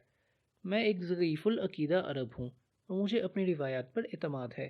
ایک روایت ہے کہ ہر وہ چیز جو ایک دفعہ واقع ہوتی ہے دوبارہ نہیں ہو سکتی، لیکن اگر کوئی چیز دوبارہ واقع ہوتی ہے تو پھر وہ یقیناً تیسری بار بھی ضرور ہوگی۔ دونوں گھوڑوں پر سوار ہو گئے۔ میں تمہیں خوابوں کی ایک کہانی سنانا چاہتا ہوں، کیمیاگر بولا۔ لڑکا اپنا گھوڑا کیمیاگر کے قریب لے آیا۔ قدیم روم میں شہنشاہ ٹائبیریس کے دور میں ایک نیک انسان تھا جس کے 2 بیٹے تھے۔ ان میں سے ایک فوج میں ملازم تھا۔ فوجی کو ملک کے دور دراز علاقے میں تعینات کیا گیا، جبکہ دوسرا بیٹا شاعر تھا جو اپنی خوبصورت شاعری سے پورے روم کو منور کرتا۔ ایک رات اس آدمی نے ایک خواب دیکھا۔ ایک فرشتہ اس کے پاس آیا اور اسے بتایا کہ اس کے بیٹے کے چرچے رہتی دنیا تک قائم رہیں گے۔ وہ آدمی جب خواب سے جاگا تو وہ بہت خوش تھا کہ قدرت اس پر مہربان ہے اور اسے اس بات سے آگاہ کیا جس پر کسی بھی باپ کو فخر ہوتا ہے۔ کچھ عرصے بعد وہ آدمی ایک بچے کو گاڑی کے نیچے آنے سے بچاتے ہوئے فوت ہو گیا۔ کیونکہ وہ نیک آدمی تھا اس لیے وہ سیدھا جنت میں گیا۔ وہاں اس کی ملاقات اس فرشتے سے ہوئی جس سے وہ خواب میں ملا تھا۔ تم نے کیونکہ زندگی خدا کے بتائے ہوئے طریقوں پر گزاری، اس لیے میں تمہاری ایک خواہش پوری کر سکتا ہوں۔ فرشتے نے کہا، میری زندگی بہت پرسکون تھی۔ جب تم میرے خواب میں آئے تو مجھے احساس ہوا کہ میری کوششوں کا اجر مجھے مل گیا، کیونکہ میرے بیٹے کی شاعری رہی دنیا تک پڑھی جائے گی اور یہ کسی بھی باپ کے لیے فخر کا باعث ہے کہ اس کی اولاد اس کے لیے باعث عزت بنے۔ میں آنے والے وقت میں اس کا چرچا دیکھنا چاہتا ہوں۔ فرشتے نے اس آدمی کے کندھے کو چھوا اور دونوں آنے والے وقت میں پہنچ گئے۔ وہ ایسی جگہ موجود تھے جہاں لوگوں کا بے تحاشا ہجوم تھا جو کسی عجیب زبان میں گفتگو کر رہے تھے۔ فرتے جذبات سے اس آدمی کے آنسو نکل آئے۔ مجھے معلوم تھا کہ میرے بیٹے کی شاعری لازوال ہے۔ کیا آپ مجھے بتا سکتے ہیں کہ میرے بیٹے کی کون سی نظم اس وقت پڑھی جا رہی ہے؟ فرشتہ آدمی کے قریب آیا اور نرمی سے اسے ساتھ والی کرسی پر بٹھا دیا اور بولا، تمہارے بیٹے کی شاعری روم میں بہت مقبول تھی، لیکن ٹائبیریس کے دور کے ساتھ ہی اس کی شاعری بھی معدوم ہو گئی۔ اس وقت آپ جو دیکھ رہے ہیں وہ آپ کے بیٹے کی شاعری نہیں، بلکہ آپ کے اس بیٹے کا ذکر ہے جو فوج میں تھا۔ آدمی نے حیرت سے فرشتے کی جانب دیکھا۔ تمہارا بیٹا دور دراز کے علاقے میں تھا، وہ ایک دن اس علاقے کا سربراہ بنا دیا گیا۔ وہ بہت عابد اور نیک تھا۔ ایک دن اس کا ملازم بیمار پڑ گیا، ایسا لگتا تھا کہ وہ مر جائے گا۔ تمہارے بیٹے نے ایک حکیم کا ذکر سنا جو ہر بیماری کا علاج کرنے کی اہلیت رکھتا تھا۔ تمہارا بیٹا کئی دن کے سفر کے بعد حکیم کے پاس پہنچا۔ سفر کے دوران اسے معلوم ہوا کہ وہ حکیم خدا کا بیٹا ہے۔ اس کی ملاقات ان لوگوں سے ہوئی جو پہلے ہی حکیم کے ہاتھوں شفا پا چکے تھے۔ وہ رومن ہونے کے باوجود اس پر ایمان لے آیا۔ جب وہ حکیم کے پاس پہنچا تو اسے آنے کی غرض سے مطلع کیا۔ اس کی بات سن کر حکیم اس کے ساتھ جانے پر تیار ہو گیا۔ تمہارا بیٹا کیونکہ اہل ایمان تھا اس لیے اسے احساس تھا کہ وہ خدا کے سامنے موجود ہے۔ میں اس عنایت کے قابل نہیں کہ آپ میرے گھر تشریف لائیں۔ آپ صرف ایک پھونک ماریں تو میرا ملازم صحت یاب ہو جائے گا، اس نے کہا۔ اور یہی وہ الفاظ ہیں جو اس وقت یہاں دہرائے جا رہے ہیں۔ ہر شخص کا اس دنیا میں مرکزی کردار ہے، چاہے وہ کچھ بھی کرتا ہو، کیمیاگر نے لڑکے کو بتایا۔ لڑکا مسکرایا۔ اسے خیال ہی نہیں تھا کہ زندگی کا سوال کسی چرواہے کے لیے اتنا اہم بھی ہو سکتا ہے۔ خدا حافظ، کیمیاگر بولا۔ خدا حافظ، لڑکے نے جواب دیا۔ لڑکے نے کیمیاگر سے رخصت ہونے کے بعد اپنا سفر جاری رکھا۔ اس کی توجہ مسلسل اپنے دل کی آواز پر تھی۔ اس کا دل اسے بتانے والا تھا کہ اس کا خزانہ کہاں ہے۔ جہاں تمہارا دل ہوگا وہیں خزانہ ہوگا، کیمیاگر نے کہا تھا۔ لیکن اس کا دل اور باتوں میں مصروف تھا اور وہ اسے فخر کے ساتھ اس چرواہے کی کہانی سنا رہا تھا جو اپنے ریور کو چھوڑ کر اس خزانے کی تلاش میں نکل گیا تھا۔ لڑکے نے آہستہ آہستہ ٹیلے پر چڑھنا شروع کیا۔ چاند پوری طرح سے چمک رہا تھا۔ جیسے ہی وہ ٹیلے کے اوپر پہنچا اس کا دل زور سے دھڑکنے لگا۔ چاند کی روشنی میں نہایت طلسماتی احرام اس کی نظروں کے سامنے تھے۔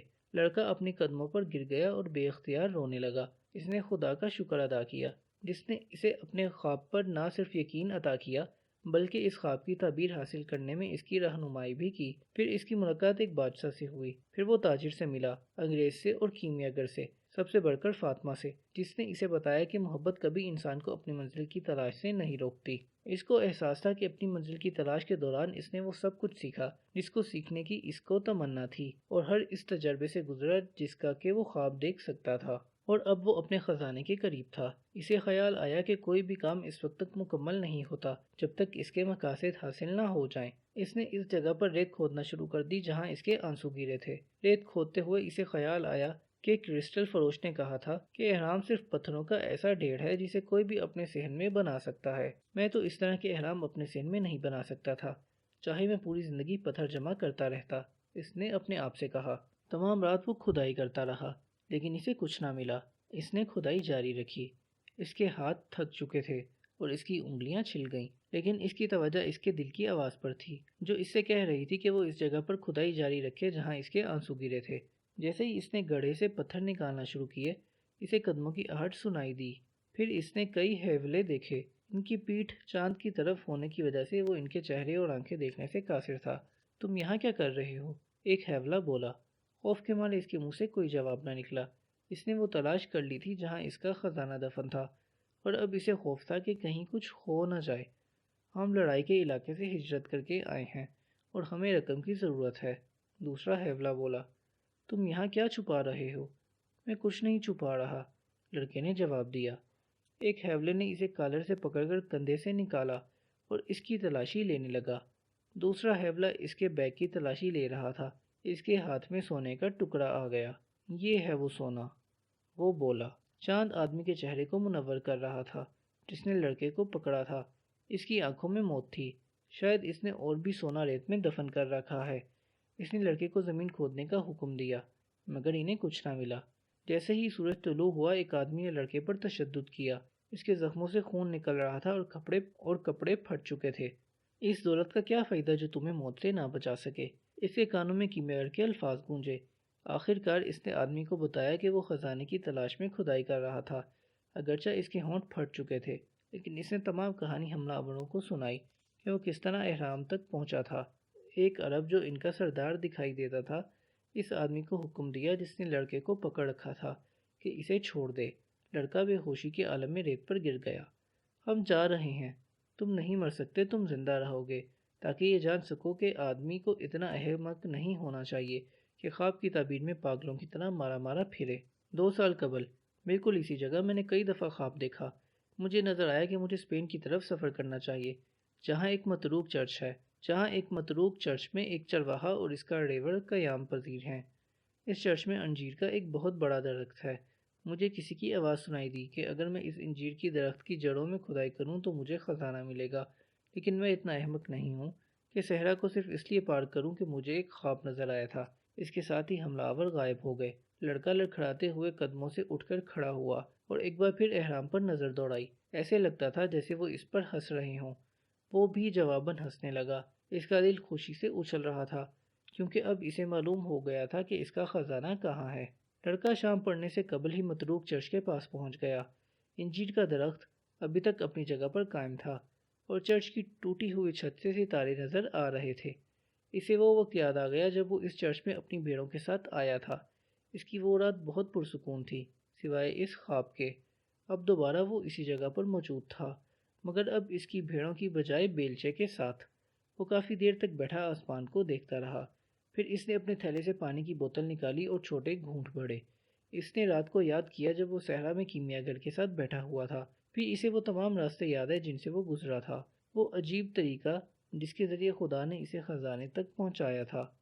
اگر وہ بار بار آنے والے خواب پر یقین نہ کرتا تو اس کی ملاقات خانہ بدوش عورت سے نہ ہوتی، نہ بوڑھے بادشاہ سے، اور یہ فہرست بہت طویل تھی۔ یہ راستہ تو نشانیوں سے پر تھا اور کوئی وجہ ہی نہیں تھی کہ میں غلطی کرتا۔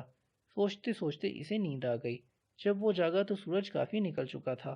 اس نے کھدائی شروع کی۔ تم نے حملہ آور عرب کو بھی بتایا تھا؟ لڑکا سورج سے مخاطب تھا۔ تمہیں تمام ماجرا معلوم تھا۔ تم نے سونے کا ایک ٹکڑا خانقاہ میں بھی چھوڑا تاکہ میں واپسی کا سفر مکمل کر سکوں۔ راہب میرے اوپر ہنس رہا تھا جب اس نے مجھے واپس آتے ہوئے دیکھا۔ کیا تم مجھے اس مشقت سے نہیں بچا سکتے تھے؟ نہیں، اس نے ہوا کی آواز سنی۔ اگر میں ایسا کرتا تو تم احرام دیکھنے سے محروم رہتے۔ وہ بہت خوبصورت ہے نا؟ لڑکا مسکرانے لگا۔ اس نے کھدائی جاری رکھی۔ 8 گھنٹے بعد اس کا بیلچہ کسی سخت چیز سے ٹکرایا۔ 1 گھنٹے کے بعد اس کے سامنے ہسپانوی سونے کے سکوں سے بھرا ایک صندوق پڑا تھا۔ اس میں قیمتی پتھر اور پتھر کے مجسمے پڑے تھے جن میں ہیرے جڑے ہوئے تھے۔ یہ ایک جنگ کا مال غنیمت تھا جسے لوگ کافی عرصے سے بھلا چکے تھے۔ لڑکے نے یوریم اور تھومیم نکالے۔ اس نے ان پتھروں کو صرف ایک دفعہ مارکیٹ میں استعمال کیا تھا۔ اس کے بعد تو اس کی جد و جہد کا تمام راستہ نشانیوں سے بھرا ہوا تھا۔ اس نے دونوں پتھر صندوق میں رکھ دیے۔ یہ بھی اس کے خزانے کا حصہ تھے، کیونکہ یہ بوڑھے بادشاہ کی یادگار تھے جسے وہ دوبارہ شاید کبھی بھی نہیں مل سکے گا۔ یہ درست ہے کہ زندگی ہمیشہ ان پر مہربان ہوتی ہے جو اپنی منزل کو تلاش کرنے میں سرگرداں ہوتے ہیں۔ اسے یاد آیا کہ اس نے ایک طرف جانا تھا تاکہ خانہ بدوش بوڑھی عورت کو خزانے کا 10واں حصہ دے سکے۔ خانہ بدوش واقعی تیز ہوتے ہیں، اس نے سوچا، شاید اس لیے کہ وہ پوری دنیا گھومتے ہیں۔ ہوا دوبارہ چلنا شروع ہو گئی۔ یہ لوانتر تھی جو افریقہ کے صحراؤں سے آئی تھی۔ اس کے ساتھ صحرا کی بو نہیں تھی اور نہ ہی عرب فاتحین کی یلغار تھی، بلکہ اس میں ایک خوشبو کی مہک تھی۔ اس مہک سے وہ اچھی طرح واقف تھا۔ لڑکا مسکرا دیا۔ میں آ رہا ہوں فاطمہ۔ ادب سرائے۔